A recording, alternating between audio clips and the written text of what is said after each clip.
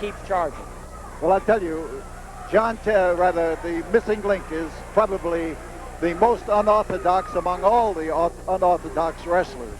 He has a natural power in that body of his that is astounding. He's a man who nobody gets close to. He doesn't talk. He doesn't do anything. He just silently sits in the dressing room and has a green outlook on life. Well, the missing link now is his opponents know when he grabs the back of the head, that means he's getting into charging position. Hollywood John Tatum doesn't want to face the missing link. And the missing link, what a unique combination the missing link and Dark Journey make. Well, Dark Journey is looking for her opportunity, but it hasn't come yet. So that puts John Tatum in an awkward position, and now it may be necessary for Missy Hyatt to come in. And here is our Nibs Dark Journey, and there is Missy Hyatt, quick to take advantage of what she thinks is an opportunity. Missy Hyatt better jump on Dark Journey when she's down. She may make the mistake of letting her get up, but Missy Hyatt now loving this moment right now as Dark Journey still trying to get back on her feet after that trip by Hollywood John Tatum. Missy Hyatt now, not very many wrestling holds when those two step in the ring. No, not with the length of the hair that both of them sport. You can tell that it ought to be made legal for women to pull hair in a match like this. Well, I think Tommy Gilbert is smart enough not to try to step in between the two of them and prevent the hair pulling, because no one should be brave enough to step in between Dark Journey and Missy Hyatt. Regardless of the outcome of this tag team battle, ladies and gentlemen, on Sunday, September 21st, Dark Journey and Missy Hyatt will battle one-on-one. No other partners, just the two of them battling it out. That's the same night that the UWF title will be at stake, with one-man gang up against Terry Bam Bam Gordy. But back in the ring, Dark Journey and Missy Hyatt not missing an opportunity to get a hold of each other's hair or anything else they can grab, as they want to prove to the others and the thousands of fans here, Paul, who is the toughest. Dark Journey came out of the trauma that hit her in the very first time she stepped into the ring.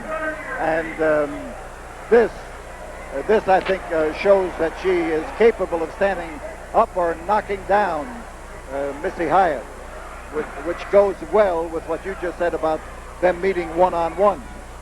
Well, I think Dark Journey gained the respect of a lot of wrestling fans, but she stood face to face with Mad Maxine and eventually sent Mad Maxine packing. She wasn't intimidated by Mad Maxine, nor is she intimidated by Missy Hyatt. Missy Hyatt back in the ring, and so Dark Journey, according to the rules, must come back in the ring. Now, as Dark Journey comes into the ring, she's prepared this time. The last time she was taken by surprise, but now we have got him going, and listen to that vast roar out of this crowd. What a tremendously noisy group of fans, and that's the way we love them. Well, you can imagine what's going to take place on that Super Sunday in September when the two of them are the only two in the ring. Right. And Missy Hyatt's not going to be able to tag anybody for help. She's going to be one-on-one. What you've got to remember, Pete, is that Houston Wrestling has the most enthusiastic, the most loyal, the most knowledgeable, and we think the best treated fans in the wrestling game. Dark Journey's got Missy Hyatt by the hair, and now it's as a topple over each other. Missy Hyatt running for safety. That's something she's not going to be able to do on Super Sunday in September. She makes the tag. Dark Journey has no choice. But she also knows it's a smart choice to quickly tag the missing link. Well, Missy tagged John Tatum that time, but she was out of the ring when she did it. And that's why... Of course, you're supposed to have one in the ring and reach over the top rope in order to make a tag legal. We've got missing link chasing Hollywood John Tatum outside the ring. In trouble. And Missy Hyatt now facing the fury of Dark Journey. They're throwing those slaps, grabbing each other's hair, and down on the mat once again. They battle each other as Missy Hyatt and Dark Journey looking for any opportunity to settle their score once and for all. Look at Missy Hyatt reaching for help. Wildcat is the word, wildcat. The pair of them are wildcats. And they go at each other in just that fashion. So now in comes Big John. He thought he could grab her, but look at that missing link. There's nothing missing when he goes into action. I tell you, earlier in the evening, it was Hollywood John's in trouble, Pete. Was quite a sight seeing some of these children here in the Coliseum with their faces painted and their hair set up like the missing link. I don't know if he's going to set a new fashion trend. I'm sure a lot of parents out there are hoping that he doesn't. But a few of the youngsters came out to support the missing link. So now with the missing link in catching that clothesline, John Tatum thinks that he's got an opportunity, but he can't bypass that opportunity to grandstand to these fans and show them who's boss. You see, right now there's a little bit of a hush on the crowd, but they're waiting for the missing link to do his stuff. He may get the opportunity. Hollywood John Tatum up on the top rope and across. And there he got the opportunity when he caught him. Caught that big man coming at him. He had the strength and stamina to catch him in midair. And now the link up as he's going to try to come off those ropes. Look at Missy Hyatt doing her best to distract him, but Dark Journey's taking care of her while the missing link drove that hard torpedo-type head of his into the midsection. We got all 4 men in the ring. All 4 people in the ring. Excuse me. As this is not an easy match to call when you try to call that type action. You can just call it wild and exciting and leave it at that. All 4 of them in the ring at once, and all of them intent on mayhem. And it looks like Hollywood John and Hot Stuff Eddie Gilbert is coming around here to join in. And they just rescued John Tatum. And they rescued John Tatum and Missy Hyatt. As we're waiting now on the verdict of the match, remember, regardless of the outcome of this match, let's await the official verdict here. Because there it is, the winner on a disqualification, Missing Link and Dark Journey. Well, Missy Hyatt may not find it that easy to get out of her match on Super Sunday in September because it's one-on-one with Dark Journey. What a night. Be here at the Coliseum. You don't want to miss that particular night because it's going to be one of the biggest nights of 1986. Universal Wrestling Federation heavyweight title with one-man gang battling Terry Bam Bam Gordy. One-on-one. Dark Journey up against Missy Hyatt. There'll be midget wrestlers there. More matches are being signed each week. Stay tuned right here in Channel 39 Gold. But most important, mark it down on your calendar. Make your plans to be at the Sam Houston Coliseum on Super Sunday in September. September 21st, Sam Houston Coliseum. The winners, Dark Journey and the Missing Link, as they are mobbed by the fans here at the Coliseum. We'll be back in just one moment.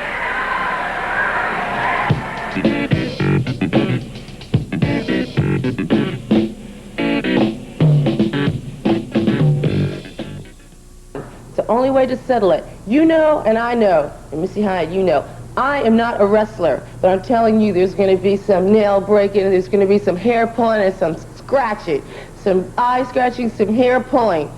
One-on-one this Sunday, it's the only way to settle it, and Missy Hyatt, this will be more than a dream come true for me, and it's the only way to settle it, and I will.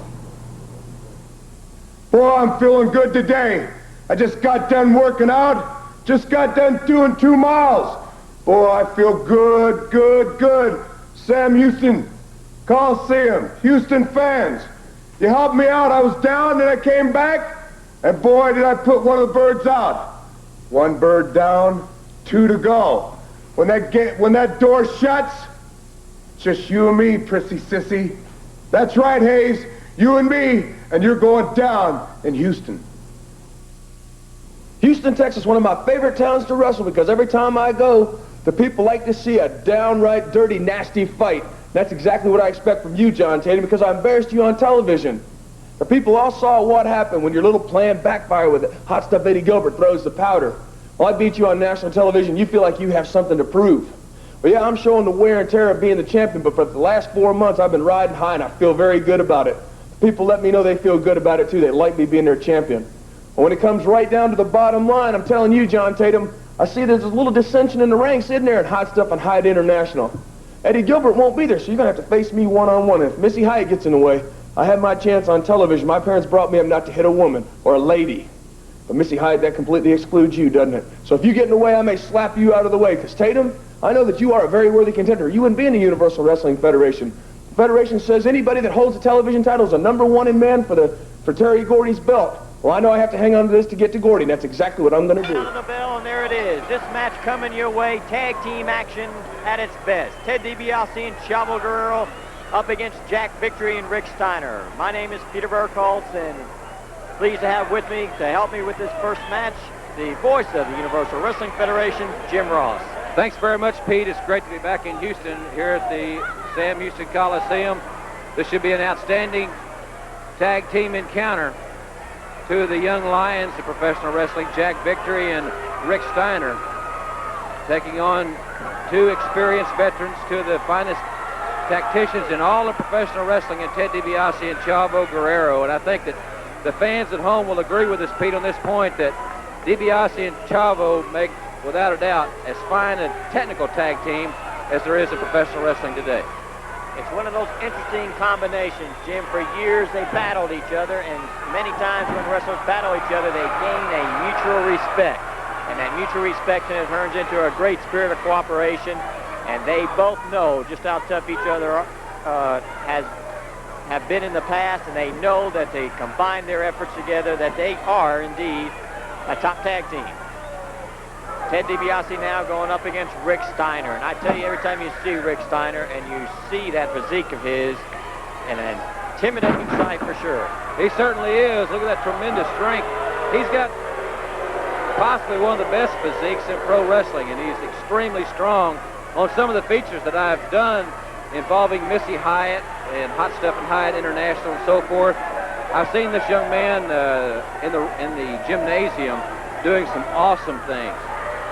I mean, he's phenomenally strong, and I don't really think he knows how strong he is. He was a tremendous football star at the University of Michigan. He's been able to carry that athletic ability into professional wrestling. You know, people like Rick Steiner, Steve Dr. Williams, and so many more, they're setting a new trend. A lot of these college athletes, when they come out, they have an alternative now, and professional wrestling is a very lucrative alternative, and many are starting to choose that route.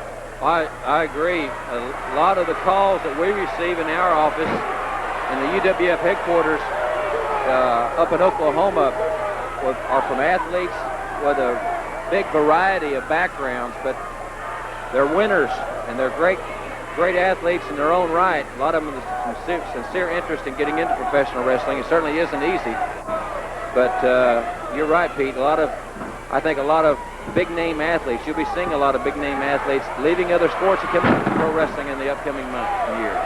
Rick Steiner is showing his strength, because you better possess that strength if you're going to pick up somebody as big and tough as Ted DiBiase and body slam him to the mat. You know, I think one of the things that perhaps Eddie Gilbert has helped Steiner in is Steiner's self-confidence.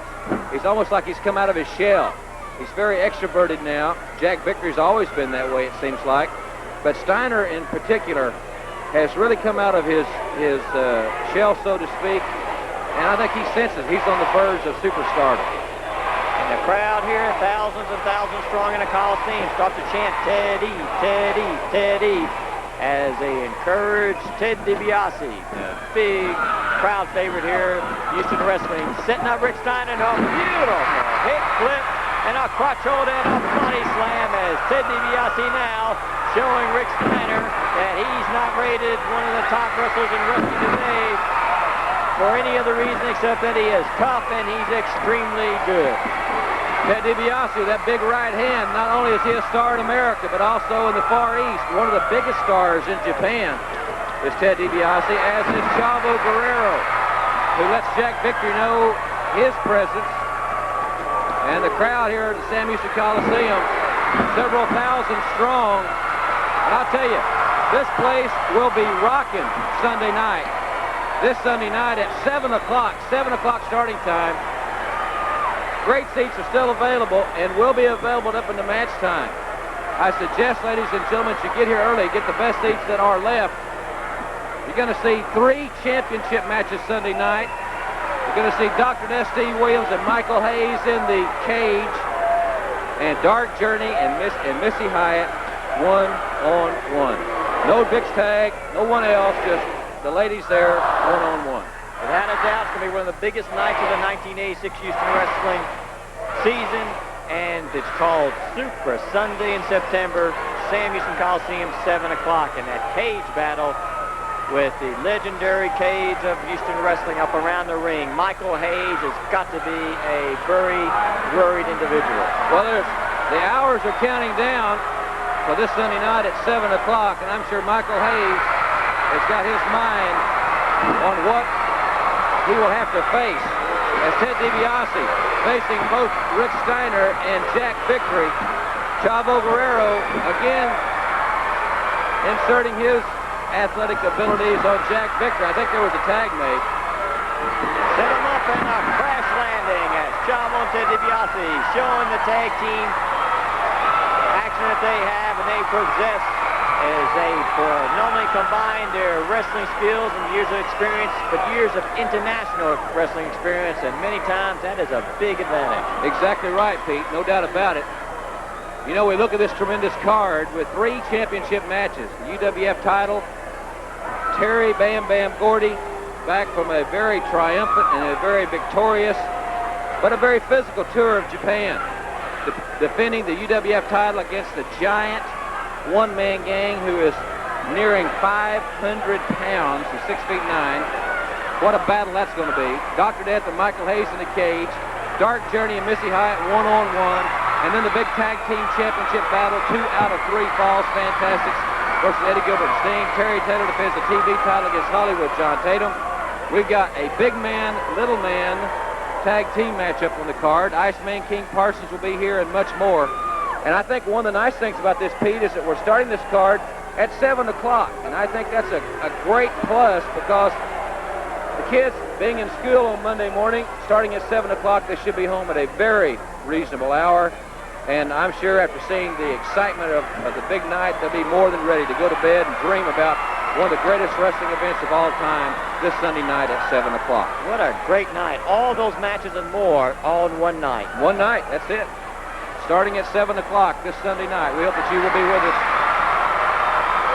And, you know, there's quite a history with Steiner and Chavo Guerrero.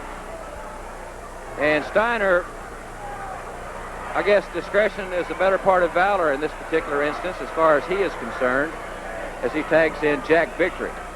Chavo Guerrero, that great Hispanic temperament. I love it. It doesn't take him long to boil. I tell you, he became the big winner of that $50,000 two-ring battle royal. A lot had to do with his many years of ring experience. High in the air, Jack Victory sent high up in the air, and Chavo drop-kicking Rick Steiner. As Chavo Guerrero, he's ready for action. Ted DiBiase catching the attention of Jack Victory. He caught his attention real quick. That's a good way of getting anybody's attention, I think. A right hand to the face. You know, Chavo and DiBiase aren't going to make many mistakes. They've been in this type of situation too many times. They're not going to make too many mistakes, I can tell you. So Victory and Rick Steiner certainly have their work cut out for them here in this encounter from a jam-packed Sam Houston Coliseum. A lot of great action still to come in this hour. We certainly appreciate everybody being with us here on 39 Gold, this great Gaylord broadcasting station. We hope that you'll be with us each and every Saturday night at 10 o'clock and every Sunday morning at 10 o'clock. Jack Victory getting to his feet as Chavo adds that extra twist to the arm twist. Victory makes the tag, and as he's able to manipulate Chavo, in comes Rick Steiner, and Rick Steiner knows exactly what to do. As he works over Chavo with that powerful right wallop of his, Chavo into the turnbuckle in a tough way to land. I tell you, when Steiner puts his velocity, look at those arms and shoulders. Now, he didn't get that kind of body by not spending a lot of long hours in a gymnasium. DiBiase saving his partner some punishment there. There's that experience. That's all Chavo needed, and Steiner was in the wrong corner for the tag. Chavo now sending Rick Steiner to the corner and comes across with that right forearm. As one more time, DiBiase and Chavo were able to show that tag team experience. Good reversal, as what the fans didn't see at home was Jack Victory went running over to try to protect the turnbuckle. Chavo, a la Ted DiBiase, it backfired. Well, both Ted DiBiase and Chavo knew exactly what to do, and that comes from experience of wrestling together as a team. A big, big advantage when you have that tag team experience together. That's one of the reasons why the Freebirds are so tough. The many years that they had, that's one of the reasons why the Fantastics are so good. They had those years of experience. Exactly right. Ladies and gentlemen, we've got to take a commercial timeout. We'll be right back. Don't go away. We'll be right back with more of this exciting tag man in sports today. Not just wrestling, but in sports today in Dr. Des Williams. Rick Steiner showing that powerful strength of his as he's able to lift Chavo on the air, but Chavo's got him. I don't know what he's going to be able to do with somebody that big, but Chavo's got him, and that's what counts as Rick Steiner trying to figure out exactly how to get out of that predicament, and Chavo knew how to get out of it.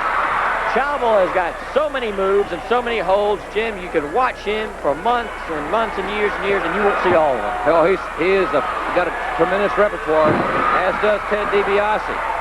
And now they are methodically giving a tutoring session, I would say, to Steiner in victory. And as soon as I say that, Steiner reaches to the well, takes a big shortcut using that turnbuckle.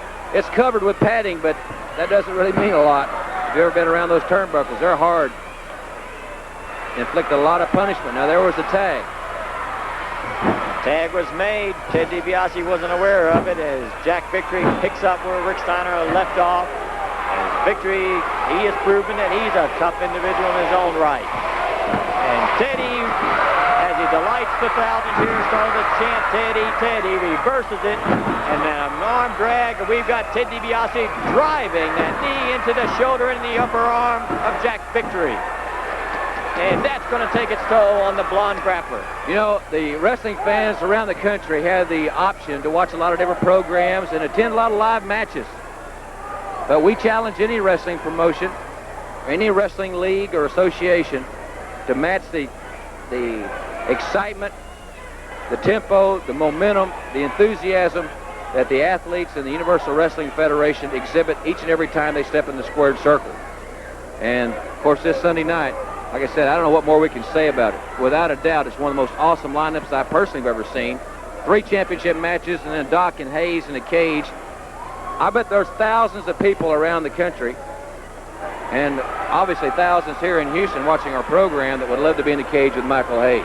Well, you know, being on a Sunday night, it brought up a very good point for those Houston wrestling fans in surrounding areas. They're not able to come in on Friday because they work, and by the time they would leave, they wouldn't get here in time. Sunday offers a great opportunity for them to drive in and see a night of Houston wrestling action they will never forget. So. I'll say this. I'm a big fan, obviously, but I'll tell you, if you're only going to see one wrestling match during the year, this Sunday night is it. It has it all. Championships, cages, the girls, one-on-one. That's the one I'm frankly looking forward to that. Crowd starts to chant, Teddy, Teddy, Teddy. As Ted DiBiase now taking a lot of punishment, but he has proven through the years that he is capable of taking that punishment, and a vicious move by Rick Steiner. And Rick Steiner is getting tougher and tougher every time you see him. He sure is. He's in phenomenal condition. He's learning every day, and that's the key. Just like any other athlete, he's learning every day. He made a mistake there, and Ted DiBiase capitalized on it and quickly made the tag to Chavo Guerrero. And that shows experience and ring savvy right there. A lot of wrestlers who with a little bit less experience wouldn't have made that tag, but he knew Chavo was ready. 15 minutes deep into this match, and Chavo setting up Rick Steiner. A big man to set up, but a beautiful, beautiful drop kick. Chavo gets way up in the air in that drop kick. At that time, the drop kick missed as Chavo wanted to follow up with one more punishing drop kick, and Rick Steiner showing that he is learning match after match. You won't see that too often, Chavo making a tactical error there, but he was just a little bit overzealous. Steiner showing he's rapidly gaining experience and moved out of the way, and he made a strategic tag there. Good tag by Rick Steiner at the appropriate time. Jack Victory follows up with that elbow. Ted DiBiase, who doesn't need any excuse to get in the ring to mix it with anybody, was looking to, and over the top rope, they sent Chavo Guerrero as Paul Fergie was trying to get DiBiase out of the ring. Over the top rope, as fans are bringing it to the attention of referee Carl Fergie as Jack Victory frantically denies any wrongdoing. Well, obviously, he's not telling the truth. And we saw exactly what happened.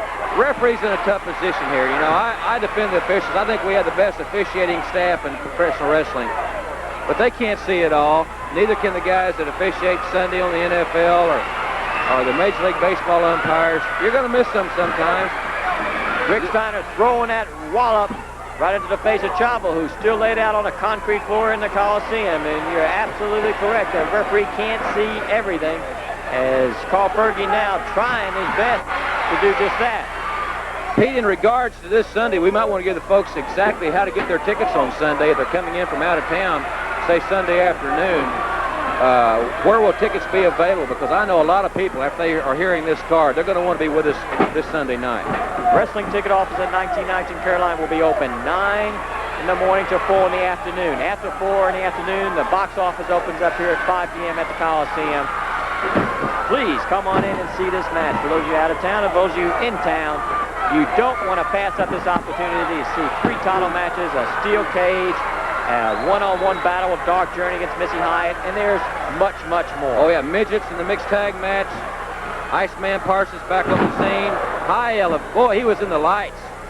Chavo has taken a pounding, and it all started when they threw him over the top rope into the floor.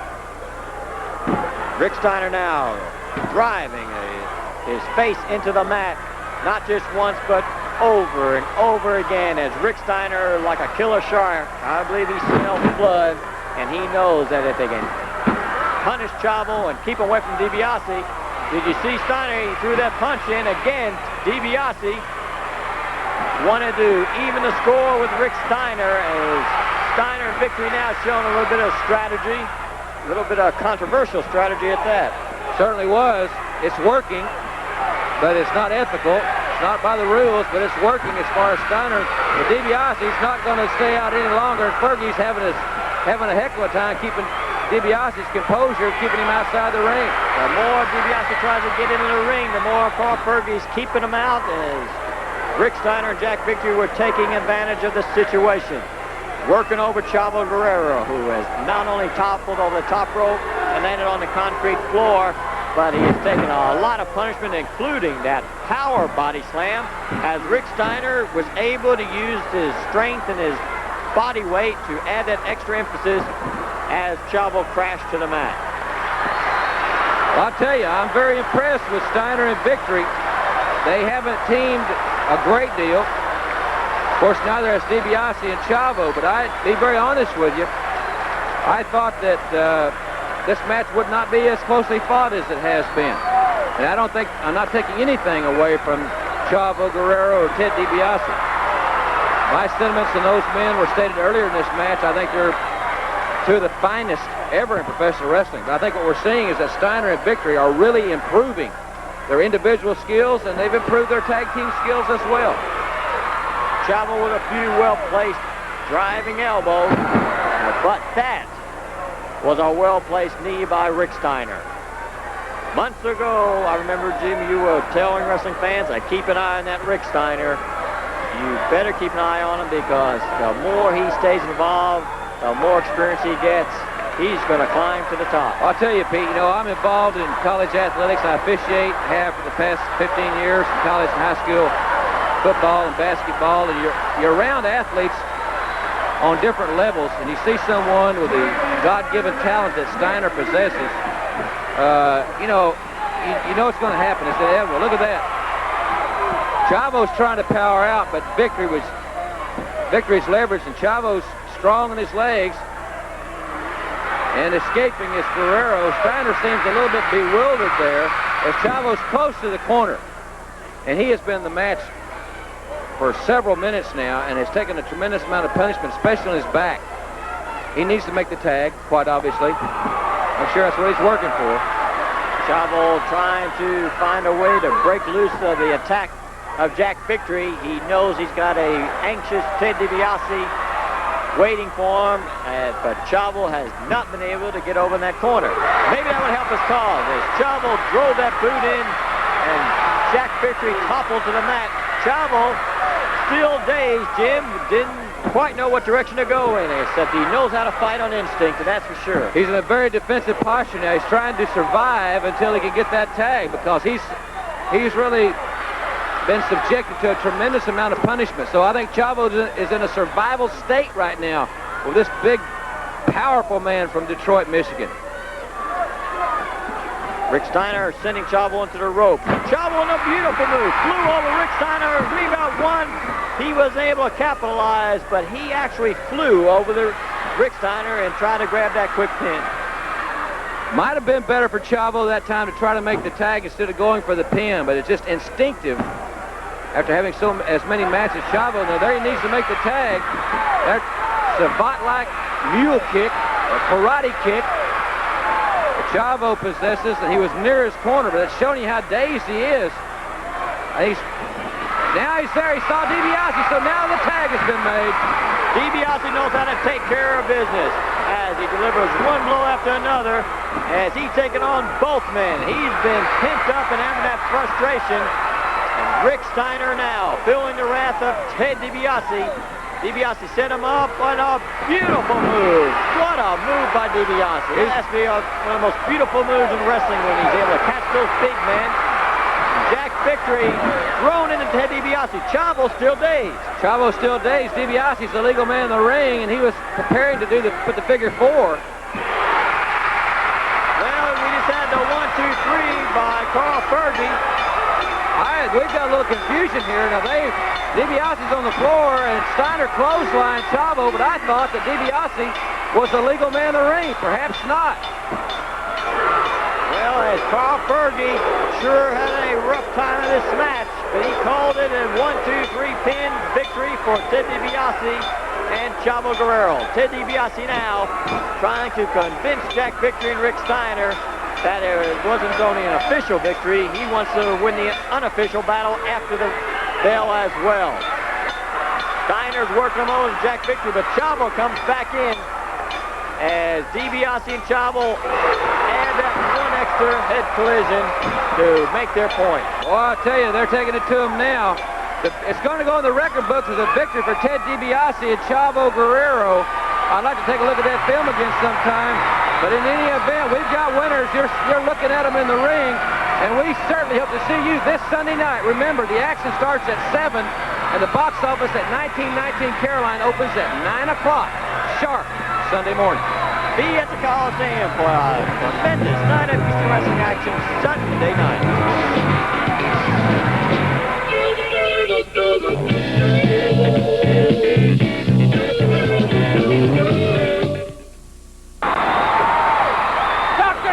Buddy Roberts trapped, and the fans love Dr. Death. Ooh! Clothesline, and Michael Hayes, all 4 men back in the ring. They crack the skulls of the Freebirds, DiBiase and Williams. Power slam. DiBiase with a perfectly executed power slam on Michael Hayes. Dr. Death manhandling Buddy Roberts. He's got him up. There's a stampede. A partial stampede for Dr. Death. And Roberts is trying to get out of there with his life. Roberts, the veteran, moves out of the way. Dr. Death now going outside, as is Michael Hayes. There's DiBiase and Roberts in the ring. But look at the lumberjack. Gilbert the Fantastic. It's breaking loose. There's the Fantastic Sting and Gilbert. They're fighting. There's all kinds of action breaking out on the floor. And DiBiase's in there. They've got a belt. They've called for disqualification. They've called. Michael Hayes has got a belt from somewhere. He's got the belt. He had it around DiBiase's neck, but now he's whipping him without letting the belt, but there's Dr. Death. Hayes caught off guard, and Terry Taylor lacerated with a victory, but Michael Hayes taking back over on Terry Taylor. He just hit the referee. That'll cost him some money. And he's taking that belt out. Remember last week? weak. He whipped Ted DiBiase. There a massive welt on DiBiase's body. You saw. And now you listen to that. Listen to Hayes. He's whipping a helpless Harry Taylor who is bleeding with that belt unmercifully. Hayes, and there goes Ted DiBiase.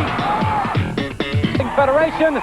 I'm Jim Ross, along with Michael P.S. Hayes. We'll describe the action, ladies and gentlemen. Thanks very much for being with us. A very exciting hour and some very controversial footage. Yeah, very controversial footage. Just kind of teach you like maybe your parents should have taught you. A good strapping always teaches somebody a lesson. Well, it sure does. I'll agree with that point. Ladies and gentlemen, a lot of exciting things happening in the area. I want to say hello to all of our friends in Denver, Colorado, KMGH, the home of Steve Dr. Death Williams. Also, a lot of exciting things happening. The Tulsa State Fair coming up this Friday night. Arkansas State Fair 1 week from Tuesday night. Hey, now look, when we wrestle at these fair dates, I want to do my wrestling match, get out of there. You girls just leave me alone, all right? Don't bother following me around the midway. All right, I'll even help you remind them. I from appreciate week to week. that. I would really appreciate that. Ladies and gentlemen, the big 2-ring battle royals. Don't miss that tremendous sporting spectacular. Also, the UWF heavyweight title will be decided in the hour. Terry Bam Bam Gordy against Steve Dr. Death Williams. Well, this is it. He's back. He said he wants a shot. You're going to get it, boy, but you're going to see what it's like to walk down Bad Street and go after the biggest belt there is, the Universal Heavyweight Champion. We have a lot of great standby matches pending the time in that heavyweight title match. Yeah, I even signed for one. Right. Against the Iceman. But you know what? King He's Parsons. ducking me because, he's ducking Buddy, and he thinks by ducking Buddy going through me, he wants to slap your face, boy, but I'll go ahead and do it. We're also going to have a very special feature. Steve Dr. Death Williams and Cowboy Bill Watts in Norman, Oklahoma with wrestling coach Stanley Abel and head football coach for the University of Oklahoma Sooners, Barry Switzer. That and so much more in this hour. Plus the UWF computerized top 10 second edition. We'll have all that and so much more. But right now, let's go to ring announcer Mike Wilson. Ladies and gentlemen, introducing first from Libya at 275 pounds, the Libyan. And introducing from Cotton Plant, Arkansas at 210 pounds, the Glassman. This match, 1 fall or 10-minute time limit. The Tulsa Convention Center and Universal Wrestling Federation action. Jim Ross and Michael Hayes with you. Thanks very much for being with us, everybody, as the Glassman prepares to go against the Libyan. Ron West, the third man in the ring. Here we go, the Libyan big man. He's had a couple wins, had a couple losses, but he's always keep trying. 275-pound man. He's definitely got the size advantage. But quick move by the Glassman. Good arm drag. Another good arm drag. Good drop kick.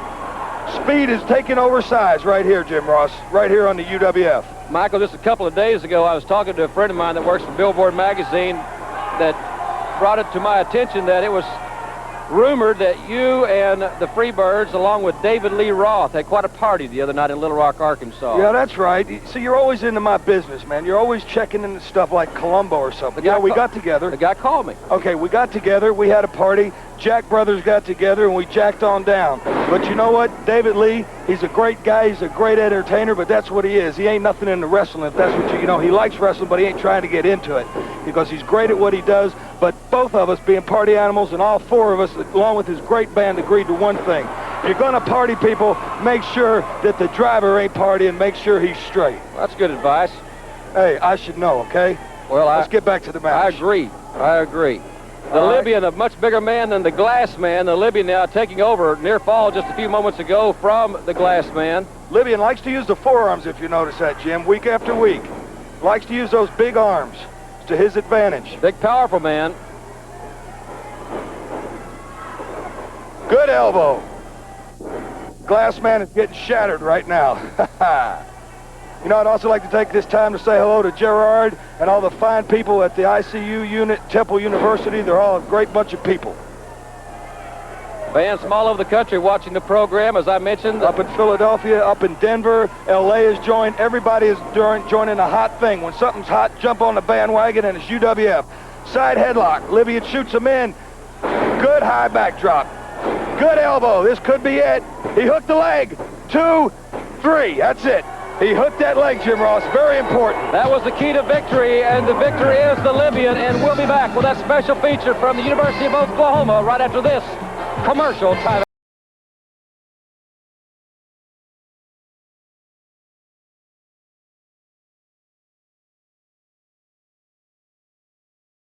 Wrestling Federation.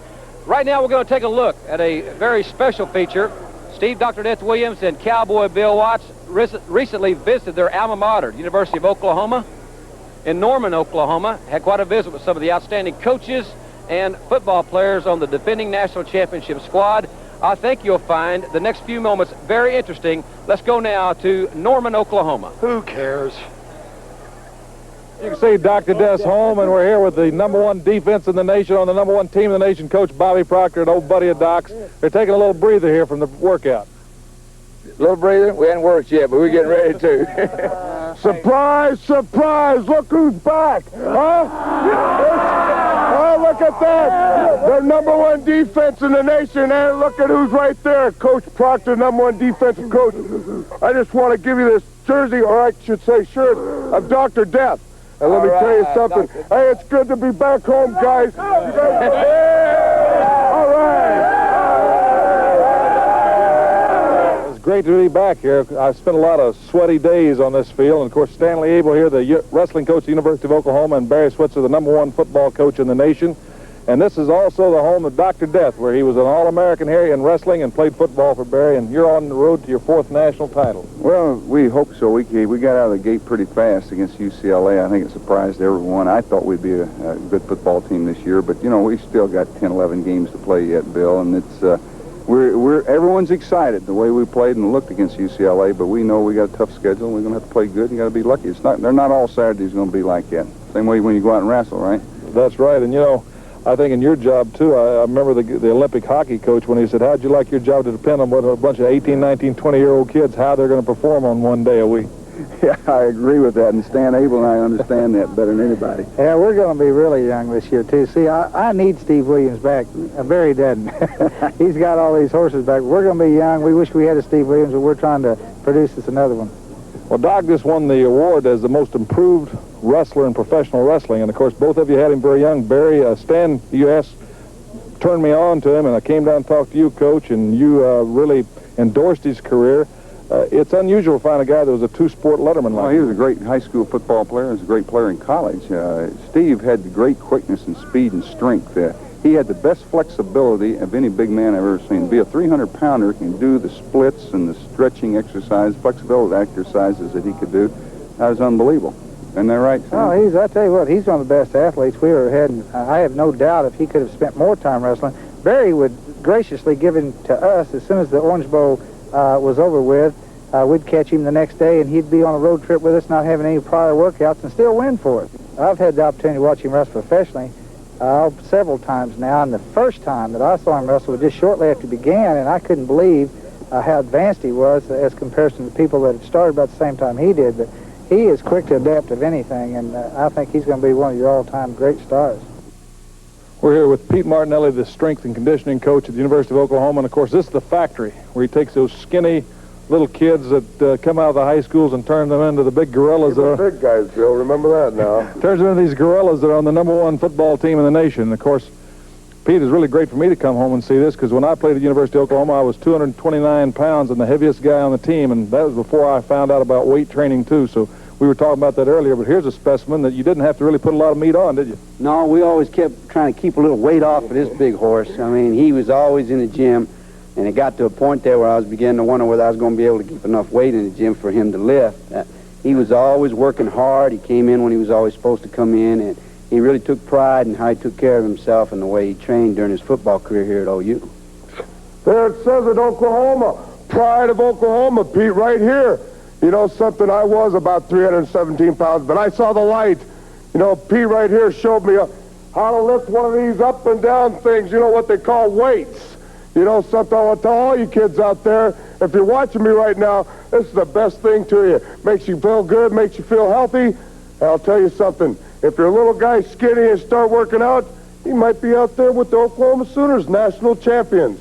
Thanks a lot, Pete. I really appreciate it. Well, one thing about it, after they've been in your program, there's not going to be any bullies at the beach kicking sand in their face, is there? No, we try to make sure we keep them pretty strong, pretty healthy all year long, so we keep them pretty busy in here as far as training every time of the year, the in-season, the off-season. We push them pretty hard. Do you think there's anything you could do for Stan Abel, the wrestling coach here? Oh, sure. We just got to be able to get him in here. That's the biggest step. And once we get him in, we can handle him. Thank you, Pete.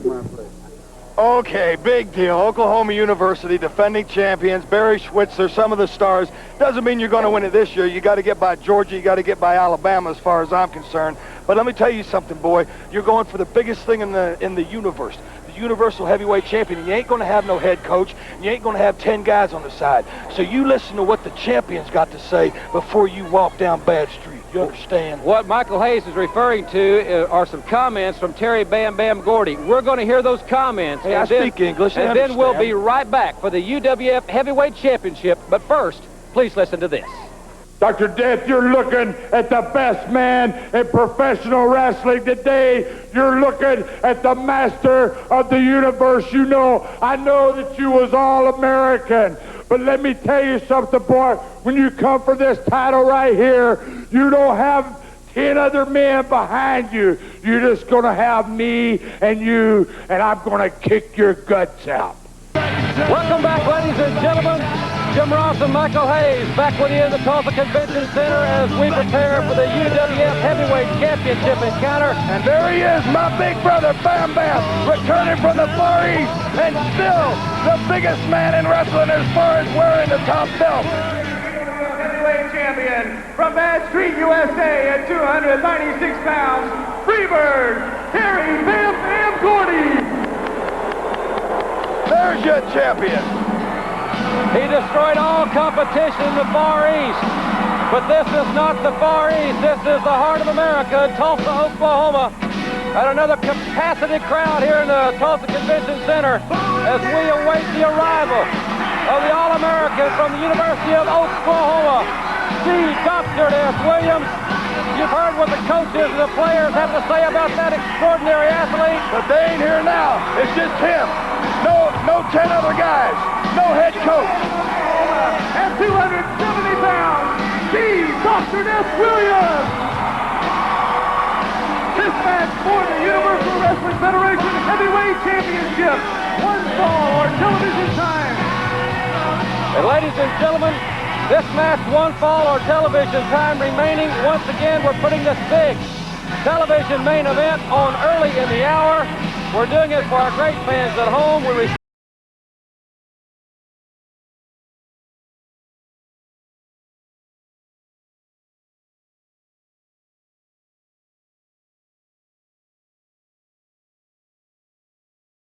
To teach this boy that he's out there without a football team and without pads. So I'm going to go set up, put my boots on, go get ready for the Iceman, and show you that he never needed us to win the belt, me and Buddy, and he don't need us now. He did it on his own, and he's going to do it again. So bye-bye, baby. You take over the show. Now, don't turn off, ladies, just because I'm leaving, because he's going to get rid of him quick, and I'll be back. All right, Michael Hayes, ladies and gentlemen, going to the dressing room. He says he will not interfere in the match. I hope that's what he said the last time, too, that these two men met. Be that as it may, sit back and enjoy one of the most tremendous battles that we've ever had the opportunity to bring you here on the Universal Wrestling Federation. Dr. S.D. Williams falling away, belly to back, with Terry Bam Bam Gordy. Now remember that Gordy has just returned from a very successful trip to the Orient, but Dr. Death has returned to action from a very heart-rendering stay in the hospital. And the doctor remembers everything that happened in the Lakefront Arena in New Orleans when the Freebirds pile drived him on the concrete floor. And this classic matchup, Dr. Death in phenomenal condition at 272 pounds. Gordy weighing in at a stout 296. And this is for the heavyweight championship. Clothesline by Dr. Death. Lateral press. Early in the contest, going for that pinning predicament.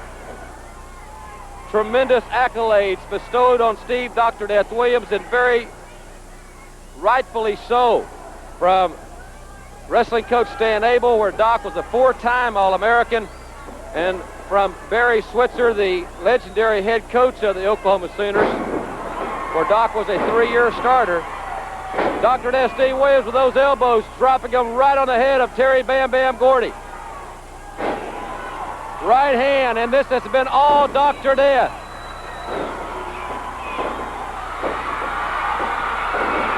Dr. Death with an inverted atomic drop.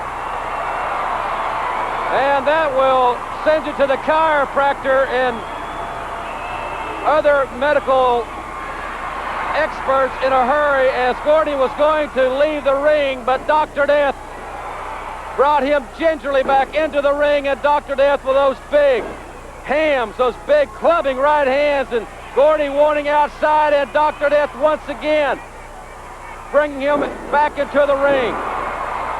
It is one-on-one between two of the most superb athletes in all of professional wrestling. There are no seconds at the ring. Only two great athletes and the referee, and another near fall for Dr. Death. Gordy going to the ropes for the break. Carl Fergie, the all-important third man in the ring in this confrontation. Flying mare by Dr. Death. Dr. Death using his head as a battering ram. Doc feels it as well, but certainly Gordy feels it even more so. The crowd very intently watching this contest. Dr. Death now with a belly-to-back suplex. Oh, Terry, bam, bam, Gordy. Gordy kicks out.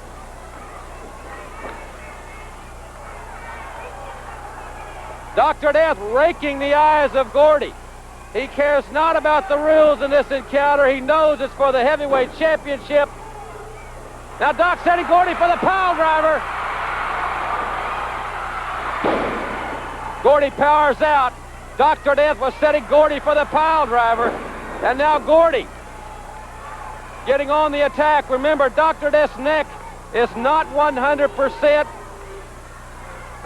I wish I could say it was. There's no way that it could be at 100% after the injury just a few weeks ago.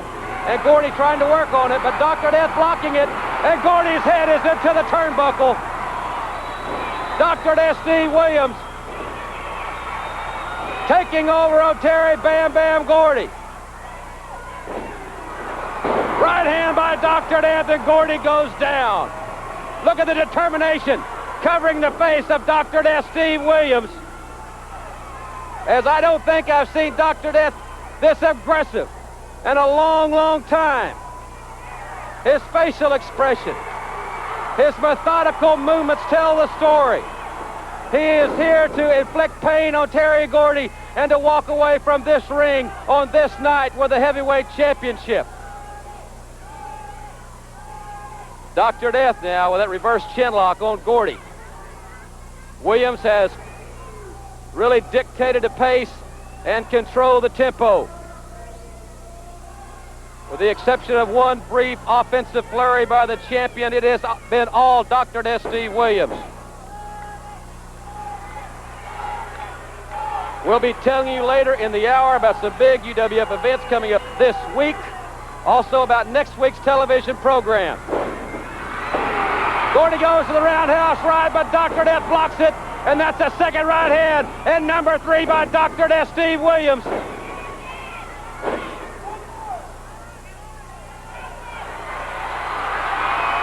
Dr. Death now on the second rope. Those stinging right hands to the side of the face.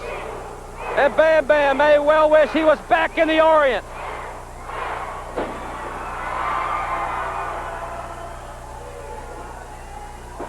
Dr. Death now throwing Gordy. Williams elevated Gordy, and that's quite a chore. He's 296. Lateral press. 2 count.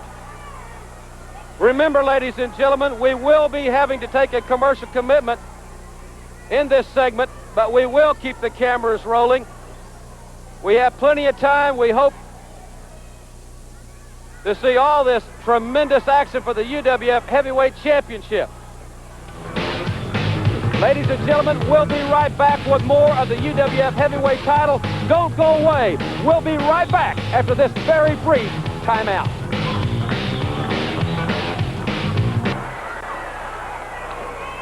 Welcome back, ladies and gentlemen. Terry Bam Bam Gordy, while we're at the commercial break, freed himself of the predicament that Dr. Death had him in. Gordy has taken over now on Steve Williams. He has run Dr. Death's shoulder into that ring post, and the second time it has happened. Dr. Death Steve Williams at the hands of the UWF heavyweight champion has had tremendous punishment inflicted on his shoulder. Gordy ramming Dr. Death's shoulder into the steel ring post not once but 2 times. And the 3rd time, as Gordy quite obviously is trying to separate or knock down, more importantly, incapacitate the shoulder of Steve Dr. Death Williams in this classic battle for the UWF Heavyweight Championship. Standing suplex by Terry Gordy.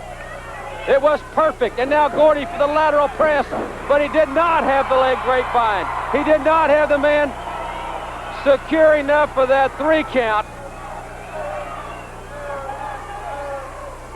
Both men very cautious. Now Gordy going for that pile driver, and Dr. Death exploding out of the blocks, ramming Gordy back into the turnbuckle. And Williams back on the attack. The doctor is relentless. Williams with a clothesline, and it planted the champion. I thought Doc might have covered him right there, but Williams has another idea, and it's a pile driver, and he hit it. Dr. Death just hit the pile driver on Terry Gordy. Dr. Death senses what is about to happen. He has taken over. The tide has turned. Momentum has shifted. And now Williams runs the shoulder of Gordy into the post. Perhaps he should have followed up on the pinning predicament, but he had Gordy on Dream Street, and now once again returning that punishment in kind to Terry Gordy. What an athlete.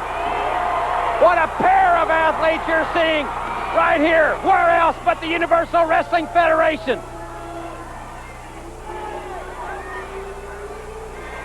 The heavyweight championship on the line.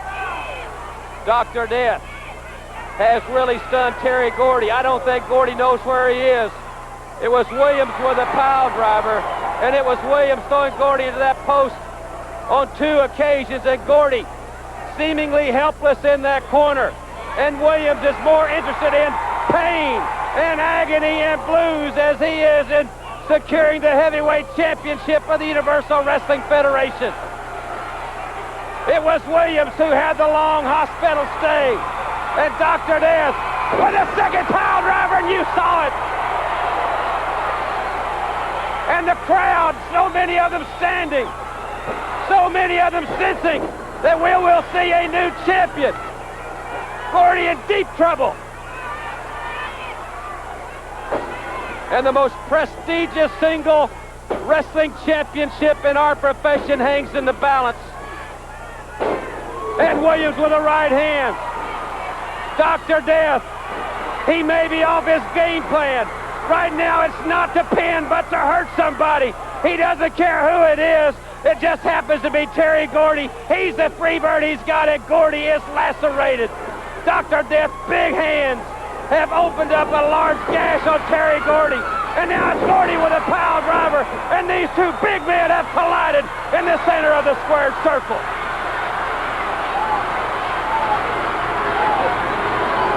The crowd becoming so much involved in this confrontation. Here in Tulsa, another capacity crowd at the convention center as Gordy's face is a mask of clarence. Williams is dazed. What a battle. Oh, Gordy went for a flying body press, and he has annihilated Carl Fergie. Dr. Death dropped down, but that Gordy with that inside drop cradle. There's referee Tommy Gilbert in the ring. Thank goodness for the standby official, as Fergie is helpless. Dr. Death has got Terry Gordy there with Tommy Gilbert. But Dr. Death and Gordy's foot is on the rope. Dr. Death with a partial stampede. Both referees have been knocked down, but the referee referee telling Dr. Death only a 2 count. It was only a partial stampede.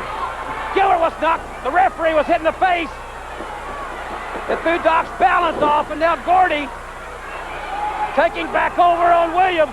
It's all on the line right here, and you're seeing it right here on the UWF.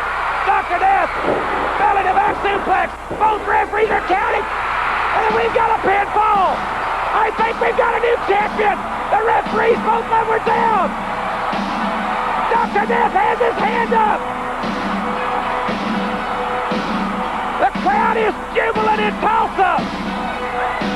Carl Fergie is holding Dr. Death's hand up. But Tommy Gilbert, one referee is signaling Dr. Death. We seem to have a difference of opinion here. Terry Gordy's leaving with a belt, but one of the referees is raising Dr. Death's hand. I don't know where we are. We'll find out, ladies and gentlemen. We'll be right back. Don't go away. We got more UWF action coming up after this.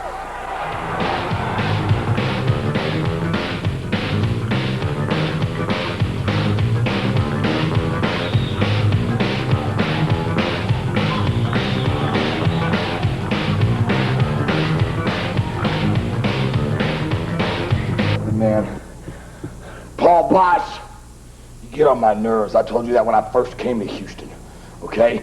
And let me tell you something, big deal. If the Astros won the Western Division, they're not going to win the championship, and they ain't going to the World Series. Just like you, Dr. Death, you ain't going through bird number 2. I heard you out here bragging. Yeah. I done beat 1, there's 2 more to go. Well, you got PS this time, and this time, brother, the PS ain't gonna stand for purely sexy. It's gonna be purely sadistic, because I know what you want to do to me inside that legendary cage. You want to take my face and grate it across that cage and see the blood come from it, don't you? Because there's no way in and there's no way out. It's kind of like a Hotel California. But you know what, man? I got some plans, too, because I know you want to pile drive me, too, don't you? Don't you? You want to end it all for me right there this Sunday night. But it's not going to happen, man. I'll find a way. You know what, Dark Journey? I'm not a wrestler. I'm a lady, as you can see. I'm even a pretty lady, as you can see. A lot better than what you're going to look like when I get done with you. Because we have got to have a match, just you and me in Houston. Okay, that's fine. No more mixed tag. Last time, I tore you up. I drug you all around the ring. So come on, let's have a match, just you and me. Because you know what I'm going to do? I'm going to rip your pantyhose right off of you. I'm going to pull your hair out. You know, Hollywood's been teaching me a few moves. So, hey, I'm going to teach you something about this wrestling business, lady. I'm going to teach you that you shouldn't even be in it. Send her home. Good. You know, Devastation is growing and growing and growing with the acquisition of Savannah Jack and, of course, the one-man gang. This Sunday night in Houston at the Sam Houston Coliseum, the Bayou City. At last, boom, boom, baby Huey, Terry Gordy, who won the UWF title on May the 30th by a dead-ass fluke. And all you Americans in Houston, you know what I'm talking about. Well, this time around, the punk slapper is going to teach you the difference between men and boys, baby Huey, because he's going to take that UWF title away from you. And you, Michael Hayes, I had punks like you for supper every day of the year. One-man gang. We know, General, Sunday night, there's not a better day in the week to win the UWF title. Terry Gordy, you better go early in the morning and give thanks at your local synagogue for holding that UWF title as long as you've held it, because it's coming to an end in Houston, Texas, just a few hours away. I'm going to walk down the aisle and I'm going to beat you 1, 2, 3 for the title, the new champion in Houston, Texas. And if I see you, Hayes, you're that no-good Buddy Roberts, interfering in that match, you're going to pay and pay dearly, because I'm the Godfather, mister, and don't you ever forget it, because if you want to get hurt, you'll mess around with Devastation, because this is going to be a clear-cut title match. With us, a lot of controversy involving that last situation. The man sitting to my left is certainly no stranger to wrestling fans around this great world of ours. The legendary man from Perry, Oklahoma, Danny Hodge, is with us. Dan, thanks very much for dropping by. Hey, it's my pleasure, Jim. Danny, an alumnus of the University of Oklahoma, here to watch Steve Dr. Death Williams in that heavyweight championship encounter. We'll be talking to Danny as the hour progresses about a very special situation that he will be involved in here in the Universal Wrestling Federation in the next few weeks. Also, ladies and gentlemen, we're going to show a feature on Hot Stuff and Hyatt International in just a few moments. But before we do, here's a look at this week's UWF Top 10. This week's Universal Wrestling Federation Top 10 sees Hollywood John Tatum at number 10, 241 pounds, Hollywood, California.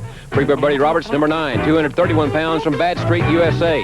Chavo Guerrero, Los Angeles, California, holding the number 8 spot. Steve Dr. Death Williams moving up to number 7. The Missing Link, for parts unknown, at number 6. Freebird Michael Hayes at number 5, followed by Ted DiBiase at number 4. Hacksaw Jim Duggan at number 3. The One Man Gang at number 2. And Terry Taylor, the television champion, still the number 1 contender.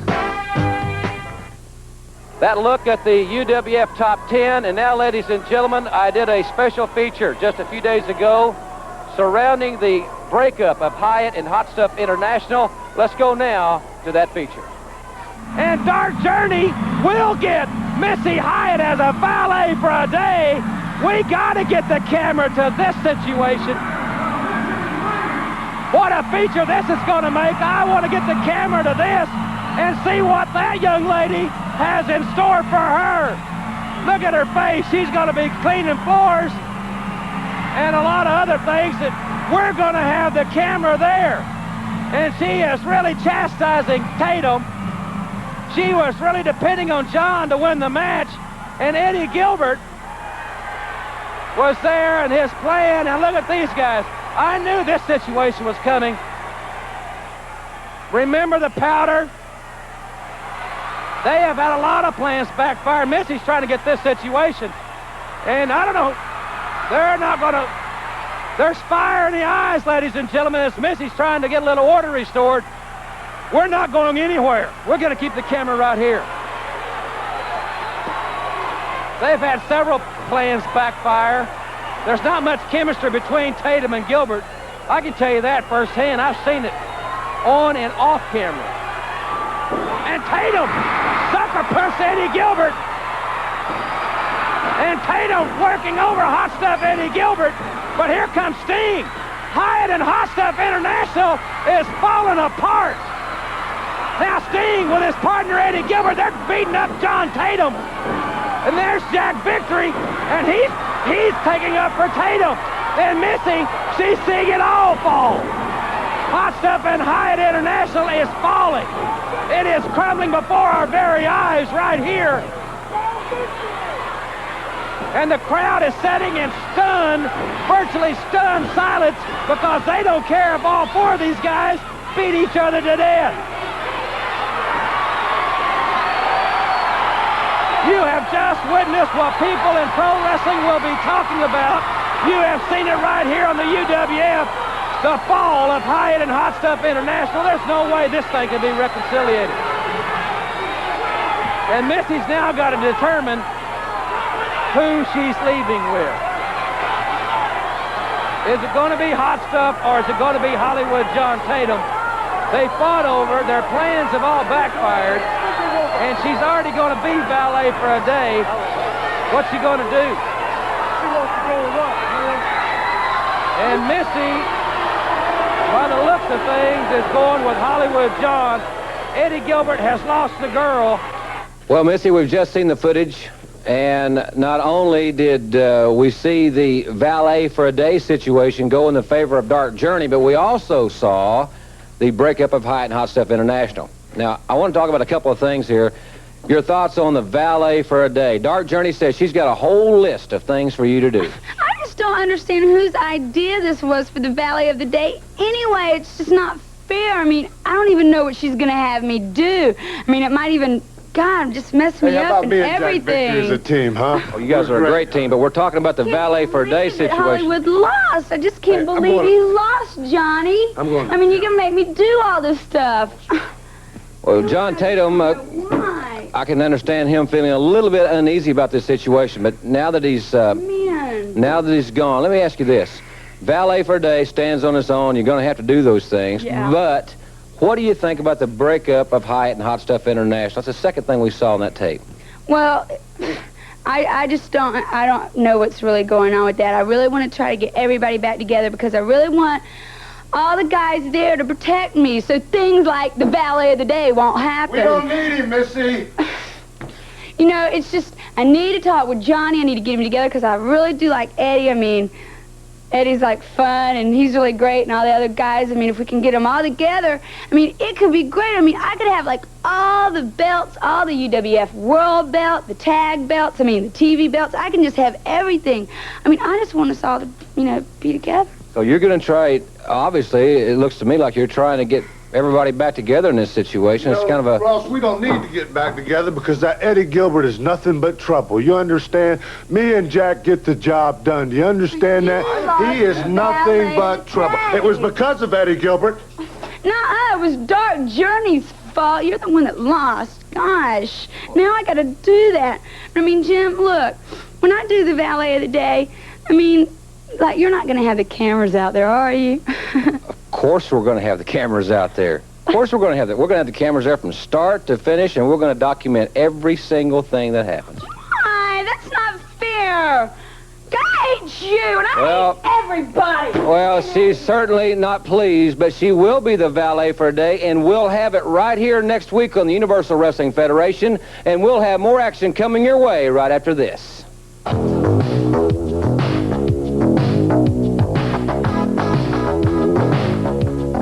Great fans for the Fantastics, and every time we come there, we know they're going to give us 110% of their support as long as we put out 110%. Now, last time in Houston, I'm not blaming any referees on what happened. It's not the referee's fault. One referee was knocked down, made a count. The other referee seen what was happening. He made a count, and it was a big mix-up. Now it's come down to 2 or 3 fall match. Now, Eddie Gilbert and Sting, it's been a long time in professional wrestling since wrestlers had to go 2 or 3 falls. That means if you get the first 2 pins and get the first 2 falls, the match is all over. Now, this is a time to settle everything. The titles are at stake, and the people know the bad blood between the Fantastics and you, Eddie Gilbert and Sting. Hot Stuff International. Well, guys, let me tell you right now, we plan on coming to Houston and doing one thing, taking you guys out 2 straight and getting those belts for the great people of Houston. Tommy, we're excited and fired up about this. That's right, Bobby. Houston, Texas. No better place for the Fantastics to go a 2 out of 3 fall, because them fans are going to be behind us and we're walking out of that ring winners. Ladies and gentlemen, introducing Devastation Incorporated from Chicago with 350 pounds, Bad Leroy Brown.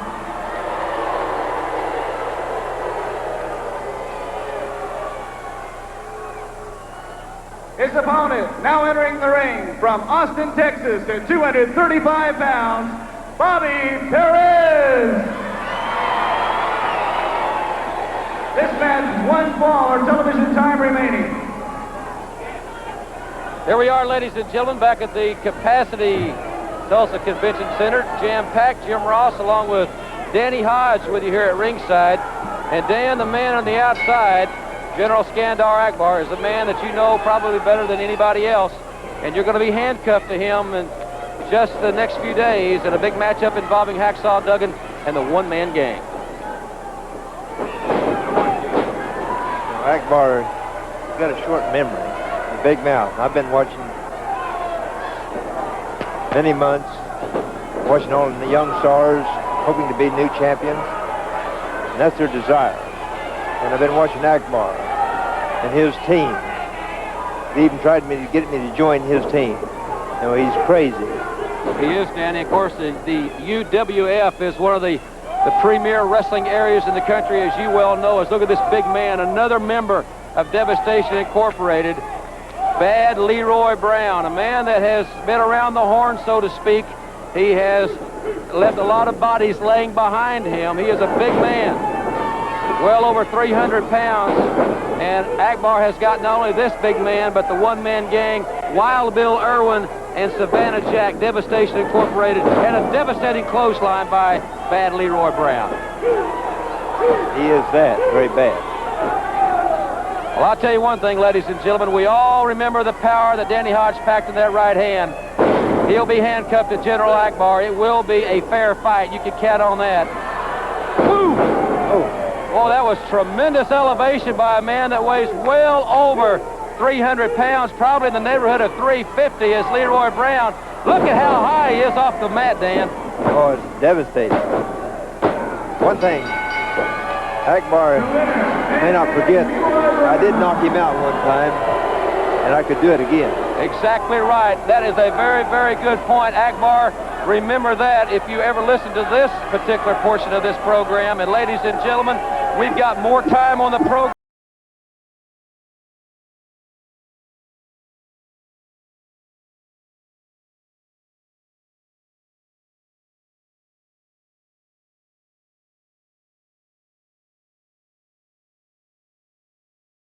Yes, finally, Houston, Texas this Sunday night. Finally, Sting, we are going to be able to prove to everybody in Houston, Texas who the real Universal Wrestling Federation Tag Team Champions are, because last time, all you people in Houston, Texas saw it. This man right here, my partner Sting, pinned Bobby Fulton, and we won the belts.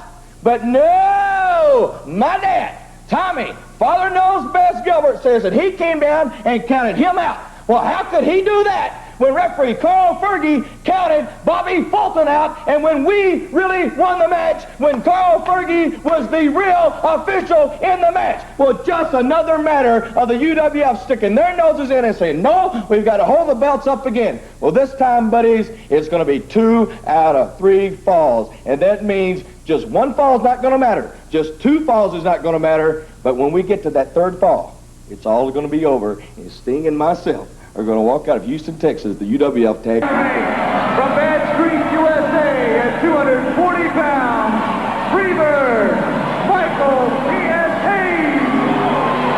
Michael Hayes making his way to the ring to meet Iceman King Parsons.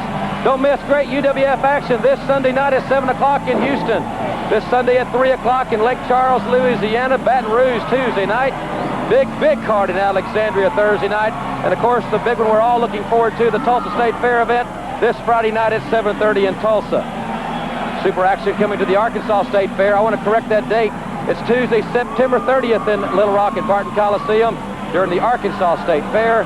Barton Coliseum Tuesday night, September the 30th. Back in Wichita, Kansas City, Memphis, Wichita Falls, Texas in the next few weeks. UWF growing by leaps and bounds. And Bruce, we should have a great battle. The Iceman going against Freebird Michael Hayes here. And ladies and gentlemen, this is a standby match. We'll keep the match here as long as we possibly can. It's great to see Danny Hodge with us. I'll tell you, Jim, what a standby match it is. The Iceman King Parsons returning to the UWF, and he's got a little message for Michael P.S. Hayes. You know, Buddy Roberts has had quite a situation going with Iceman King Parsons for a couple of years. It's been one of those situations that never really got settled. A lot of things, a lot of bad blood here. It looks like that's what they're talking about. Freebird Michael Hayes and Buddy Roberts as the Iceman coming into camera shot here. And Ted DiBiase, Bruce, following the Iceman to the squared circle. That's right. The Iceman knows that Buddy Roberts is going to be there with Michael P.S. Hayes, and he's not coming to the ring alone. And what better man to have by his side but Ted DiBiase? No doubt about it. St. Louis, Missouri, at 235 pounds, the Iceman King Parsons. Iceman King Parsons with his traditional theme song, Sister Sledge, We Are Family. And that's how he considers the fans of the Universal Wrestling Federation. That's right. He considers all the fans a part of his family, and he's getting down here in Tulsa tonight. Ted DiBiase's got a belt in his hand, and rightfully so. Remember what happened. Those big whelps that Michael Hayes left on his body. Well, I'll tell you, he's got a reminder every time he looks in the mirror, Jim, those welts on the back. Ladies and gentlemen, right here next week on the program, big one-on-one battle. Terry Taylor against the one-man gang, and we'll have valet for a day footage next week. Missy's not too happy about us having our cameras there, but be that as it may, we'll have some of that footage for you right here next week on the program as the Iceman is strutting and strolling his stuff. And we're inside 1 minute here, ladies and gentlemen, on the Universal Wrestling Federation program. What a phenomenal card this Sunday night at 7 o'clock in Houston. And at 3 o'clock for all you fans in Lake Charles, big events all through the area. Great seats are still on sale for the Tulsa State Fair event this Friday night at 7:30. And Michael Hayes doesn't look too happy to see the Iceman return, and the Iceman's cooking with gasoline. You know, Michael Hayes said that it was Buddy Roberts that wanted the Iceman. I don't know why he didn't sign the contract. The Iceman will fight him. It's really been a great hour, ladies and gentlemen. We still do not have word back. They're reviewing the tape of the UWF Heavyweight Championship matchup. We will do everything within our power to have the results of that situation as Buddy Roberts taking over on Iceman King Parsons. Teddy Parsons right there. DiBiase with a belt on Freebird Buddy Roberts. It's been good to have you with us, ladies and gentlemen. We'll be back again next Saturday and Sunday, so you watch Houston Wrestling, and so long, everyone. Houston Wrestling. First match of television action is underway from the Sam Houston Coliseum. My name is Peter Burkholz, and I'm privileged to have with me today to help me with this first match is promoter Paul Bosch.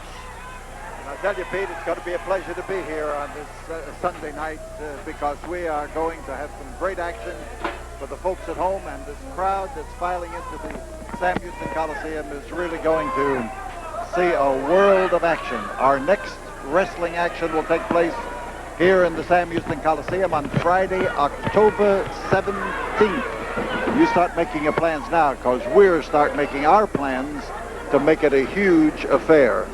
Well, we have a great crowd on store for us today here in the Coliseum as we are watching Gary Young up against Rick Steiner. We've seen Rick Steiner through the months, a powerful athlete, a well-conditioned athlete, as he goes up against Gary Young, who has spent a lot of time in wrestling. He took a few-year absence, but he's back giving professional wrestling his full 110%.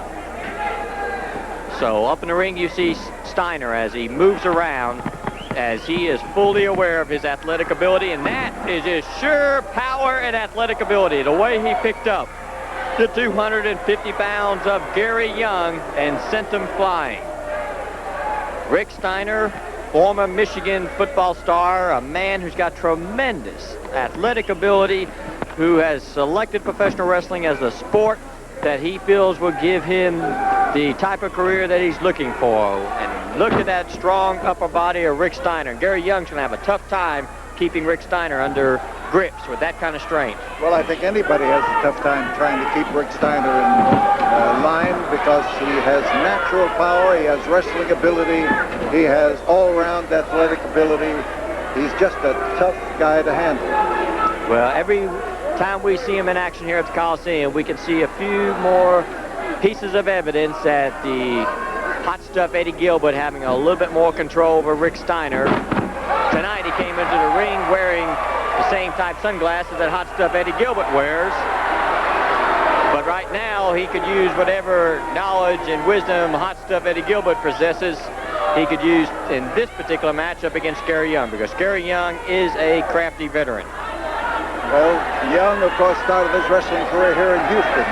And then for a while he decided that he was going to go into business, and then he came back to make wrestling his business, and I think that his comeback here is worthy of note because he has improved over the period that he left. He surely has, and you can tell every time we see him in action that the 100% time that he has devoted back to wrestling is paying off big dividends for him. Rick Steiner outside the ring, a huge crowd here in the Coliseum, and they're still following through. They came to see Super Sunday in September, as Houston Wrestling is already preparing to come back with even a bigger blockbuster on October 17th. You're going to hear so much about that tremendous card that's going to offer so much to you wrestling fans live and in person Friday, October 17th. Now, Gary Young, again, showing that he spent some time in the gym as well, lifting weights, and has that raw strength, because that's a big man in Rick Steiner to throw to the mat in that particular fashion. Well, even powerful men like Steiner have to succumb to leverage, and powerful men are affected by that contact with the mat. When you come down with that crashing and resounding contact where your whole body hits that mat, it doesn't matter how much muscle you got, it's just how much that muscle can stand. And the size of muscle is not always indicative of its ability to shield you like a cushion.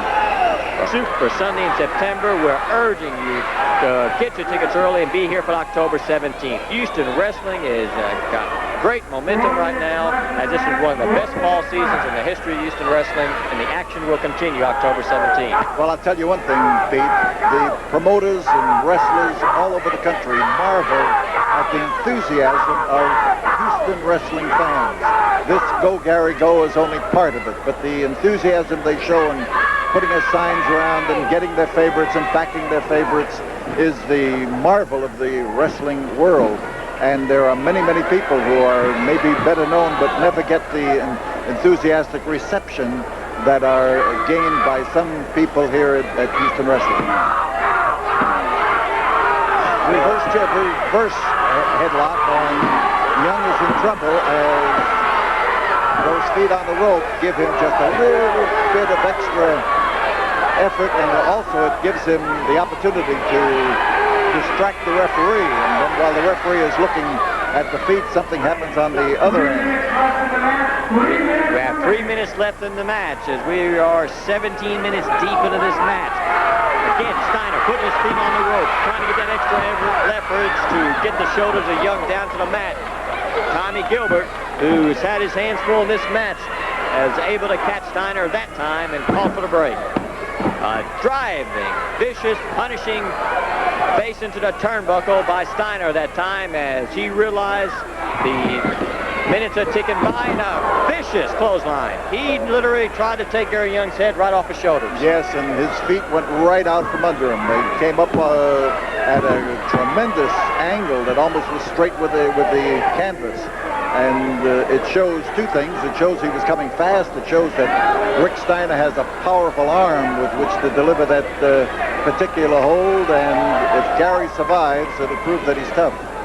Well, the style Rick Steiner has unfolded before us as he uses these tight holds to punish his opponents. As 2 minutes remain in this match, Rick Steiner staying with that reverse chin lock. I hold that's good for his style, except time's running out on this match, but he likes to punish his opponents and wear them down. Well, he's only got less than 2 minutes to wear him down, and if he hasn't done it yet, he won't. He ducked that. Oh, that hit him in the jaw, right between the eyes, I would say, because it was extended beyond. But oh, he missed his effort to apply the clothesline and applied a punishing blow that was aided by the speed that he was running, and he wasn't trying to help it any either.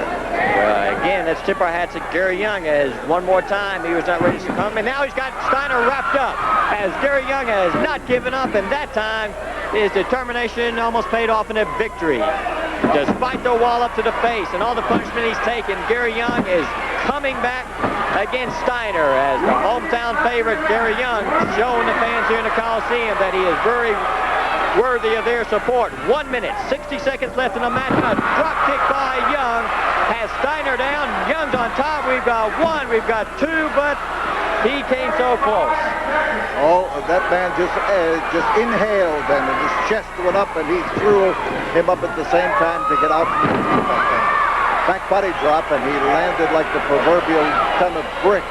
And Young trying to set him up again. Half a minute to go. And now the sleeper, as Gary Young trying to fly the sleeper as he's got 30 seconds left to try to squeeze a victory out of Rick Steiner. A hard-fought match. Gary Young has kept the pressure on. 15 seconds remain. Referee Tommy Gilbert watching it close as the countdown continues, and Steiner is down. Steiner, don't know if he's out yet or not, but time has run out on Gary Young here in the first match as he heads Rick Steiner in a sleep hold. Is a time limit draw. A verdict by referee Tommy Gilbert, a time limit draw. Time limit draw, but I want to tell you there was a lucky man underneath. He's suffering some of the effects of the sleep hold right now, but too late, and it doesn't matter, and I think Steiner knows that. Gary Young turned in superb effort up against Rick Steiner, but nevertheless it goes down in the books as a time limit draw. We'll be back with more exciting professional wrestling action in just 1 moment.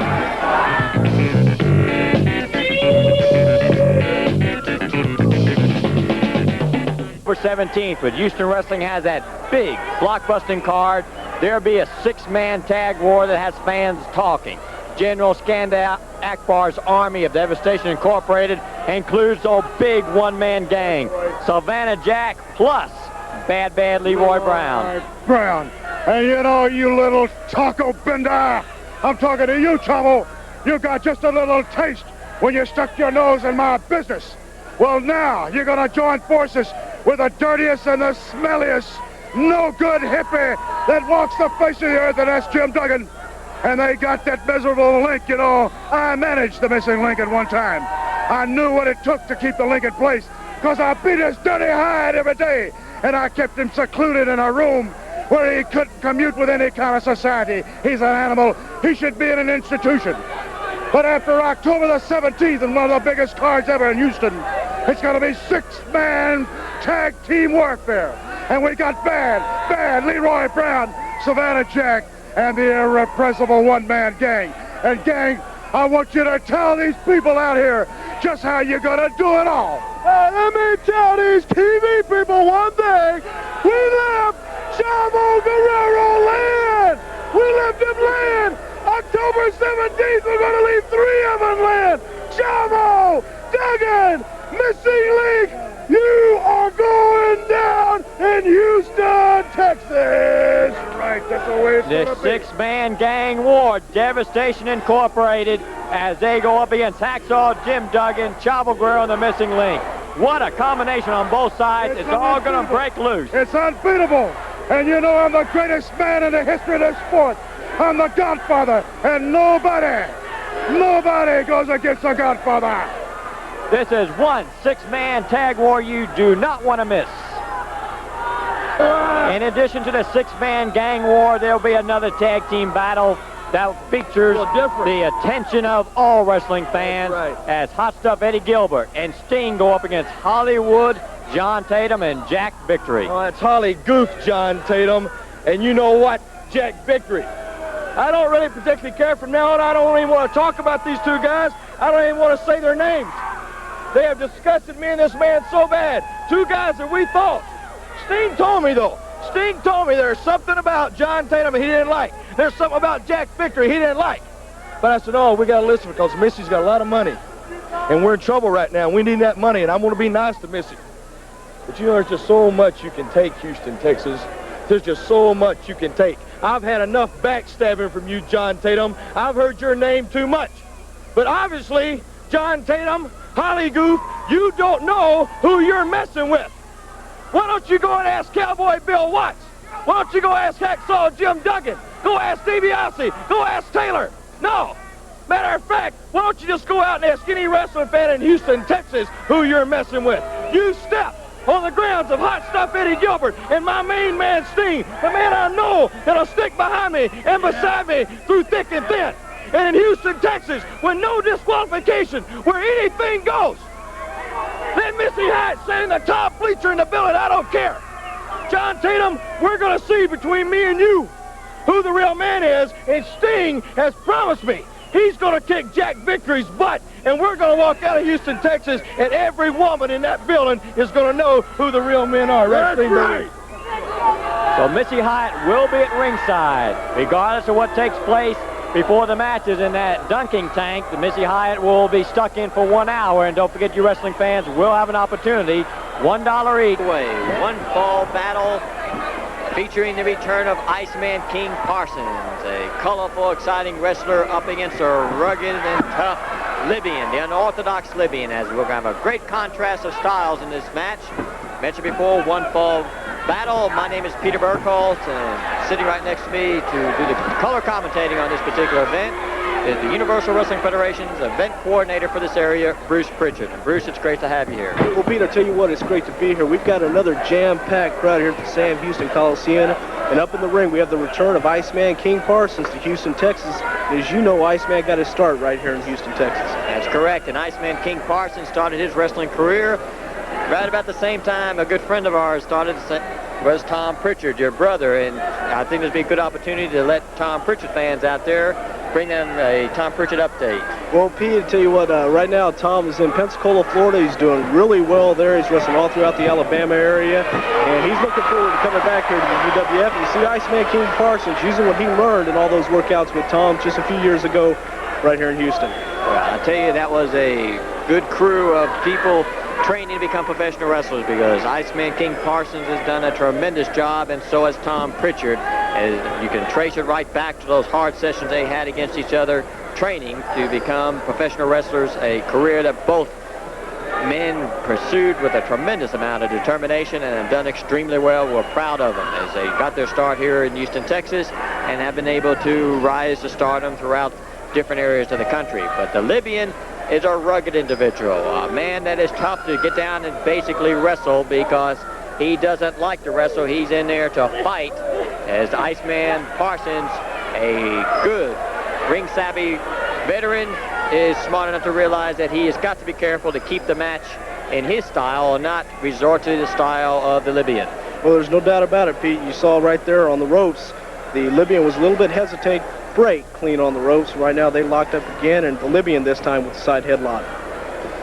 Don't forget, wrestling fans, stay tuned, because later on this program you will see that special segment featuring Valet for a Day, as Missy Hyatt had to be the valet for Dark Journey. You will see that special segment later on this program, and it fits right in what will take place here Friday, October 17th. Fans are already talking about it. Missy Hyatt in that dunk tank, and Hacksaw Jim Duggan's already mailed in his $1. He wants to be the first man to toss the ball and be the one to send Missy Hyatt down into the water tank. Well, I'll tell you what, Pete, that's one that I can hardly wait to see.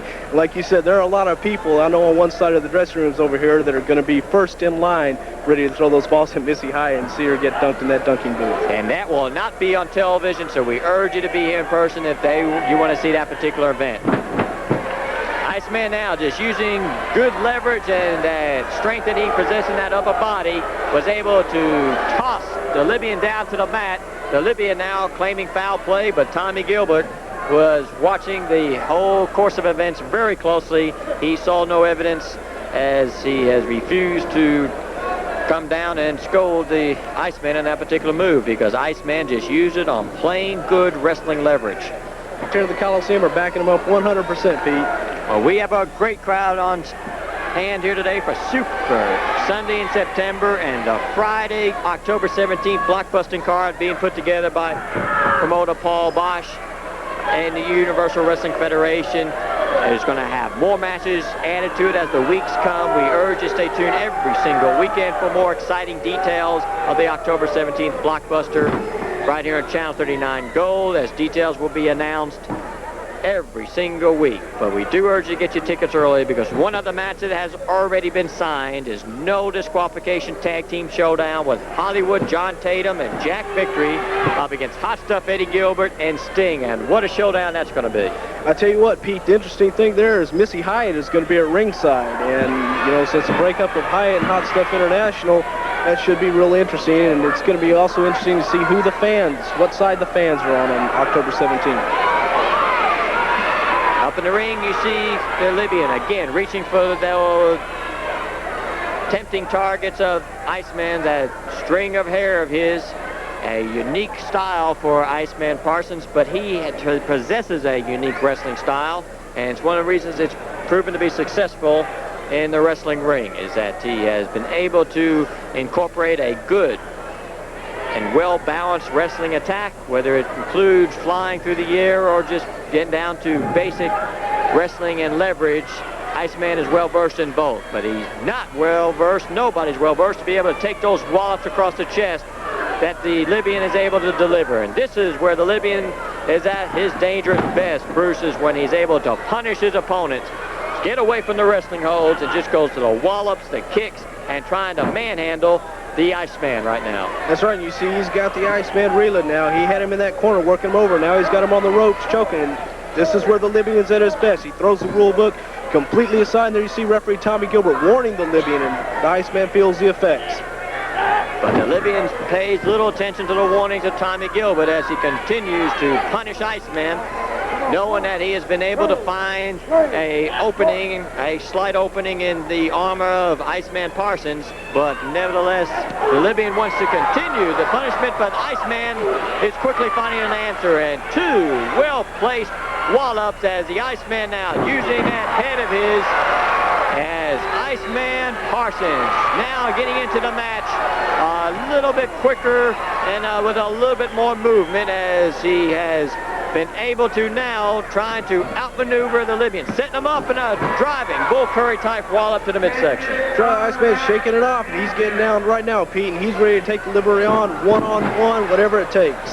That headbutt again, he's got the Libyan down, 1, 2, but not 3.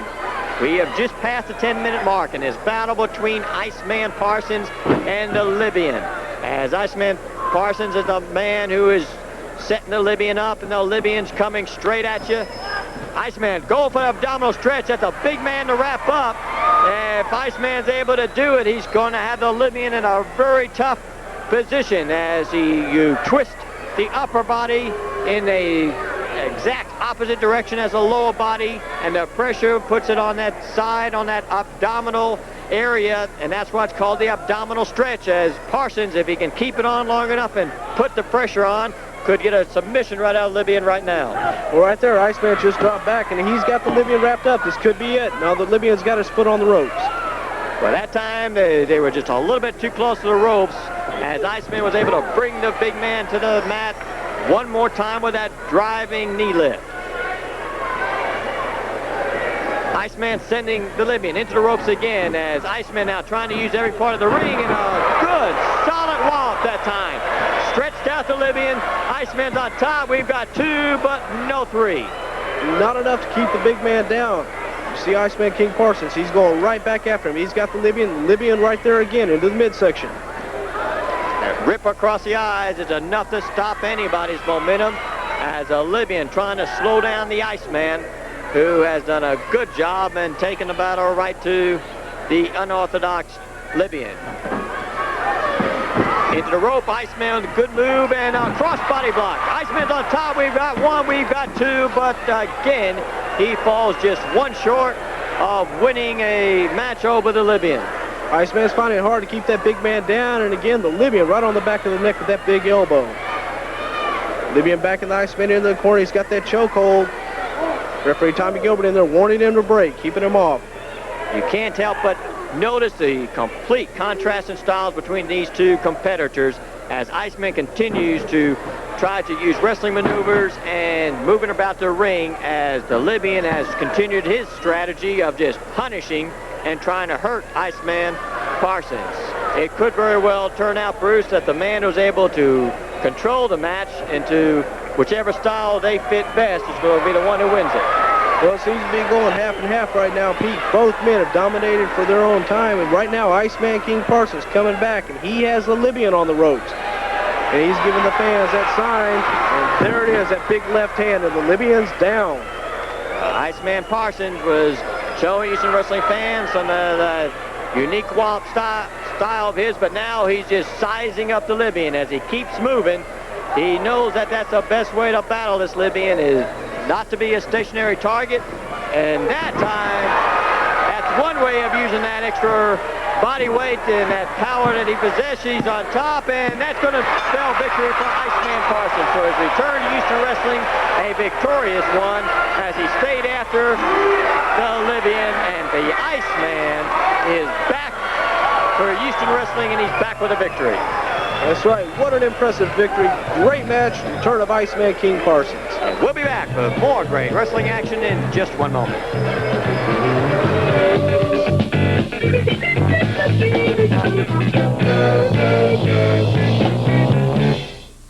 Now we're just about out of time for Bruce Pritchard. Michael Hayes has got the belt.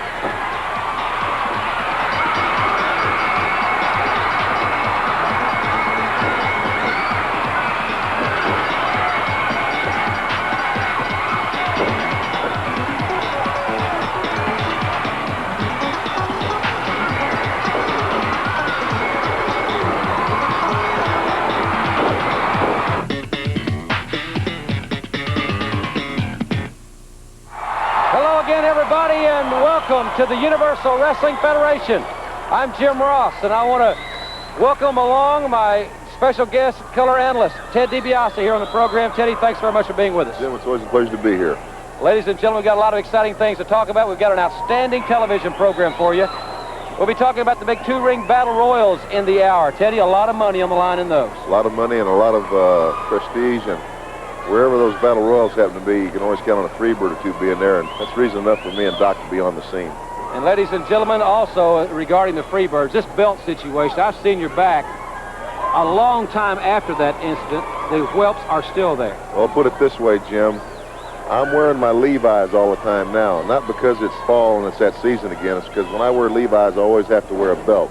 And I'm not going anywhere these days, Michael Hayes, without a belt. I think that's a pretty pointed message, and I think Michael will surely understand that particular statement. Also, ladies and gentlemen, in this hour, we will review the very controversial UWF Heavyweight Championship situation. I have never been around a situation where we have looked at so much film as we have in the last week. It's really something, you know. That was a hard-fought battle, and my heart really went out to my partner, my good friend, Dr. Death. He felt like he had the title in his hands. I was watching. I thought he'd won, too, and it was just a real tough decision. We'll talk about that situation. We have reviewed the tape. We'll talk about that in the hour. Also, in this hour, Terry Taylor defending the television title, Teddy, against the one-man gang. I tell you what, that's going to be a battle. That's a whole lot of man for Terry to handle, and, you know, the way the ratings are right now, I'm slotted at number 4. Terry Taylor, being the champion, is number 1 in line for the UWF shot, but it could come down to maybe Terry Taylor having to wrestle me should he get past the one-man gang, and if that situation arises, then Terry and I have talked this over. We're good friends, but when that bell rings, we're professionals. We've got to go for the money. Ladies and gentlemen, we'll also have valet for a day footage. We'll see Chavo, Guerrero, and the Iceman in action, but right now, let's go to ring announcer Mike Wilson. Ladies and gentlemen, introducing first from Dallas, Texas, at 230 pounds, Jeff Rates. And from New Jersey at 230 pounds, Jumpin' Joe Savoldi. This match, 1 fall or 10-minute time limit. Jumpin' Joe Savoldi will take on young Jeff Rates here in our first matchup on the Universal Wrestling Federation. I think this should be a very scientific battle. Both these young men prefer the scientific catch-as-catch-can style. And we get a lot of letters, Teddy, from people, fans around the country. They'd like to see a good scientific matchup. Here's 2 young men on their way up. What better way to make the fans happy and to see who the better man is, Jeff Rates or Joe Savoldi, by matching them here on the Universal Wrestling Federation. Nobody appreciates a good scientific match more than I do, because that's my style, Jim. You know that. And you got 2 young men that have come into the UWF. A lot of good young athletes coming into the UWF. We're fastly becoming the hotbed of professional wrestling, and everybody's kind of fighting for a notch on the ladder. And these 2 young men are both very well-conditioned athletes and both very game for the fight. Ladies and gentlemen, so many big events, big spectacular cards with so many matches, so many great confrontations coming up this week. This Sunday at 2 o'clock in the Myriad in Oklahoma City, one of the most outstanding lineups in the history of Oklahoma. Nice move by Jumpin' Joe Savoldi. Also, this Tuesday night in Little Rock at the Arkansas State Fair. Tickets still on sale at the Tee to Green Golf Shop, and also the Arkansas State Fair box office. That kicks off at 8 o'clock this Tuesday night. Also coming up in Biloxi, Memphis, Tennessee, Springfield, Wichita, Kansas City. Here we come. And back in Wichita Falls, Texas in the next few weeks as well. Near fall there, Jeff Rates. A young man, I think he's a rookie, quite obviously. He will have the disadvantage as far as experience is concerned, Ted, but sometimes in these scientific battles, the experience really is kind of negated when you talk about speed and quickness and technique, and that's what we're seeing here now. Yeah, a lot of times a young wrestler, even though he may be well-conditioned, you know, he's so aggressive that he oftentimes isn't thinking as calmly as he should be. He's not keeping his poise as well as maybe a more seasoned veteran would. Joe Savoldi, I know, is a second-generation wrestler like myself. His father, Angelo Savoldi, was a junior heavyweight champion of the world, wrestled in the same era as my father. As a matter of fact, I think they wrestled each other. So he comes from the same type of background that I do, and I know that his heart is all for wrestling. I wholeheartedly agree. He's a fine young man. Arm twist by Jumpin' Joe Savoldi. Remember, ladies and gentlemen, in this hour, as a matter of fact, coming up next, we will talk more about the UWF Heavyweight Championship situation, I guess we could say. We'll have that in the next segment here on the UWF. We're going to replay what happened last week and talk a little bit about that and get an official ruling. Jeff Rate's a little bit hesitant as he's attempting to take over on Jumpin' Joe Savoli, and Jumpin' Joe jumps in and jumps out of the ring, and a chop. Ooh. Great agility. I thought he had him right there, near fall. He did too. Good drop kick. Rates now taking a little bit too much time to make the cover. He had Savoli down there a second. Savoli now taking back over on Jeff Rates. In a sport as fast-moving as wrestling, Jim, as you know, you can't take time to think. It's got to be reflex, or you've already lost it. Instinct, I think, too, as well. And like my dad used to tell me, if you're running down the road and you trip and fall, you don't think about putting your hands out there. You just do it on reflex. Oh. Savoli was in a pinning predicament, but now he's got Race wrapped up and reversed it. And Jumpin' Joe Savoli with a victory. Race had him wrapped up, but Savoli's experience, I think, really paid off there. Savoli with a victory, and Ted DiBiase and I will be right back and take a close look at the UWF Heavyweight Championship situation after this timeout.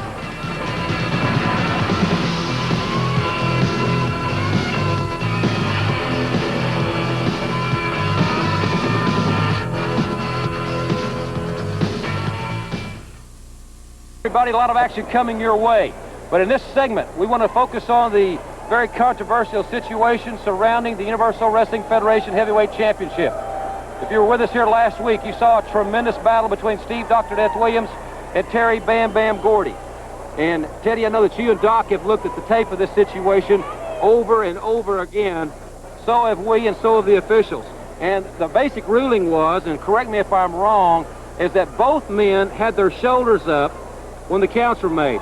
What made it even more controversial was the fact that both referees were counting. A lot of controversy here. What are your thoughts on it at this point in time? Well, I think that, you know, both referees at that time thought that they were right, and it was obvious. Doc and I looked at it together over when it happened the first time. I thought he'd won the belt. Right.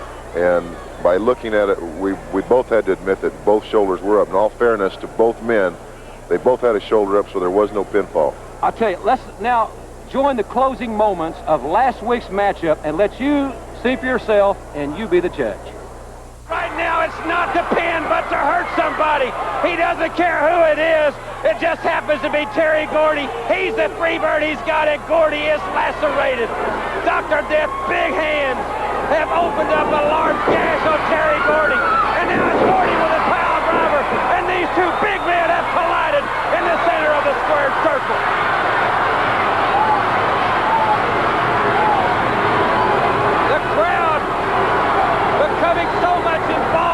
Confrontation.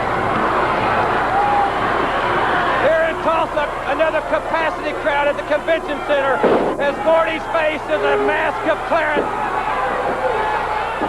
Williams is dazed. What a battle.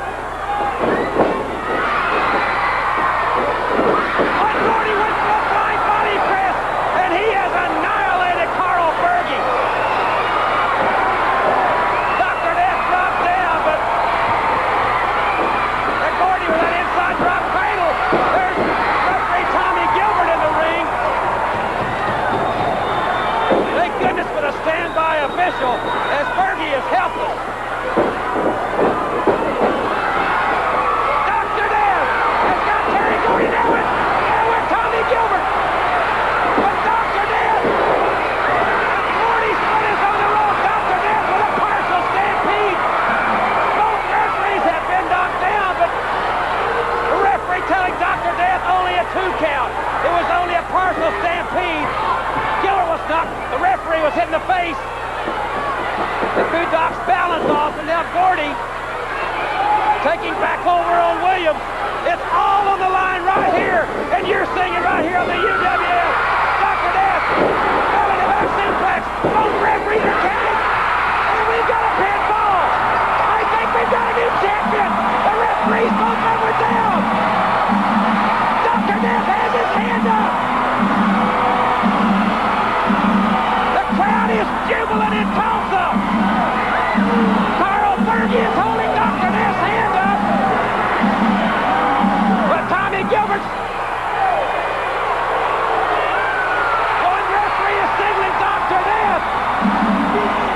seem to have a difference of opinion here.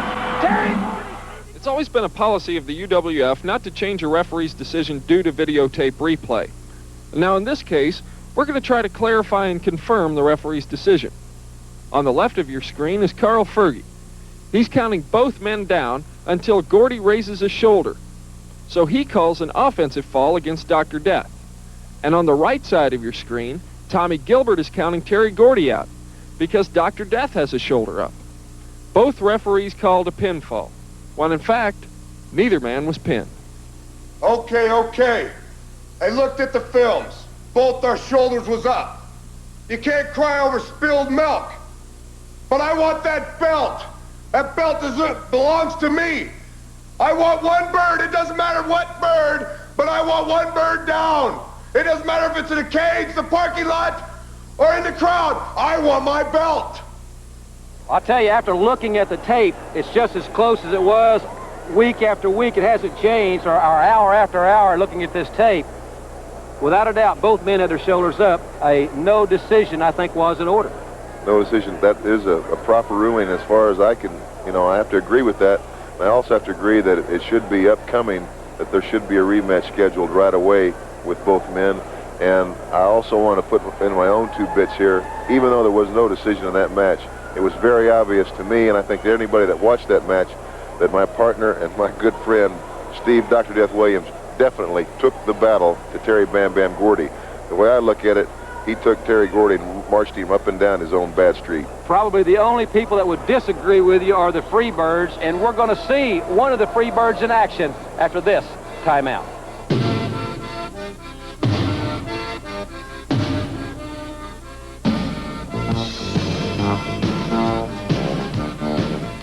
£35 from Austin, Texas, Bobby Perez.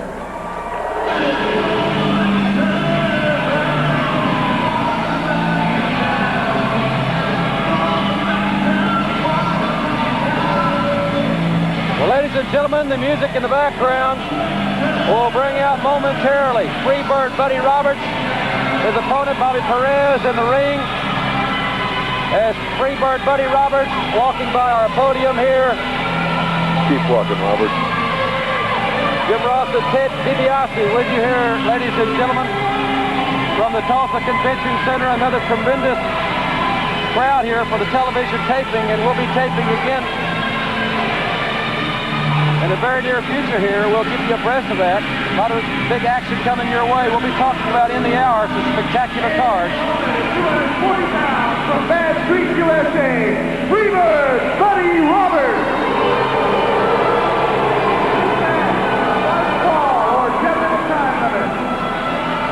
The veteran of the fabulous Freebirds, there you see him, Buddy Roberts.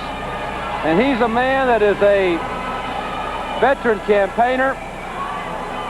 He's had a match or 2 under his belt, Teddy. That's right, Jim. I don't have to like the man, but you always have to give credit where credit's due. And Buddy Roberts is oftentimes referred to as the 3rd member of the Freebirds, the smaller guy, the lightest guy on the team, the one that takes a lot of the punishment on the team. But Buddy Roberts, in all fairness to him, is a very tenacious man. He's a very aggressive man. He's like a little rat, He gets you in the corner and then gnaws away. He gnaws away, and he enjoys hurting people. And as bad as I want to get Michael Hayes in the ring and put a strap into him, I wouldn't mind getting Buddy in there too. But Buddy's the kind of guy that you strap him, he might like it. He just might like it. You're probably right there. And Buddy Roberts is certainly a man that has very little regard for his own personal safety and has no regard for his opponent's personal safety. Which makes him that much more of a threat, because if a man is that reckless to where he doesn't care about what happens to him, then he's liable to do anything in the world to you. And Roberts and the Freebirds certainly looking forward to the dangerous yet lucrative to the winner 2-ring battle royals coming up. Tell you what, Jim, they're not looking forward to it any more than Doc and I are. I mean, 2-ring battle royals are vicious matches. They're dangerous because you don't know who's coming at you from what direction and when. There's a lot of money at stake. But for Doc and I, as well as the money, which is always very important as professionals, it gives us an opportunity to get all 3 Freebirds in the ring at the same time. Action in and out of both rings, and 50 grand riding on the winner. Those on your way. We'll tell you about it in the hour. Freebird Buddy Roberts now methodically taking apart young Bobby Perez, and Bobby Perez is being strolled down Bad Street, and the scenery's not too pleasant in there with Buddy, but it is very effective as Roberts is really educating this young man from Austin, Texas. Buddy Roberts staying very poised. He takes his time. He's deliberate. He's enjoying what he's doing. He enjoys dishing out punishment. I think that's an excellent point, Ted. He does enjoy inflicting pain. And as you mentioned, to a certain point, I think Buddy even gets into the pain himself. I've heard Cowboy Bill Watts mention that on numerous occasions. Buddy is just a little off balance, folks. He's just, you know, to be very honest with you. He's a few cents short of $1, Jim. Yeah. Perez showing some fight here. Look at Roberts backing into the corner. He's raised the ire of this young man from Texas, from the state capital in the Lone Star State. Freebird Buddy Roberts goes for a ride to the corner.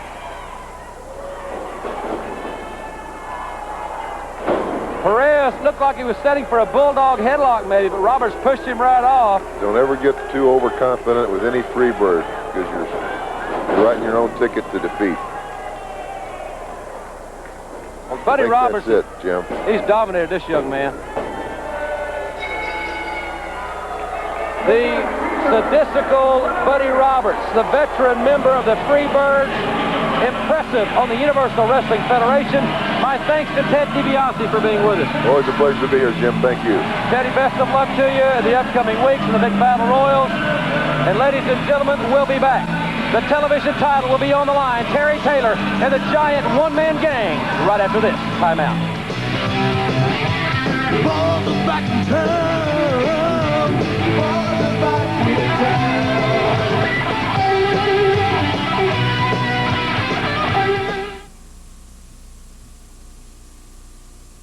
Thanks very much for staying with us. Michael P.S. Hayes has joined me. The star of the show is here now. You know, I had to adjust his headset. DiBiase's got a head like a watermelon. He almost stretched it out. But now I know, ladies, you've been waiting, but the star of the show is back. So now we can roll on, baby. You finished? No, I'm not finished. Well, we're going to have the television title matchup. I wanted to ask your thoughts on that situation, Terry Taylor and the one-man gang. But seeing as though that you are going to be a little bit hesitant on your comments, let's go to the ring. Good.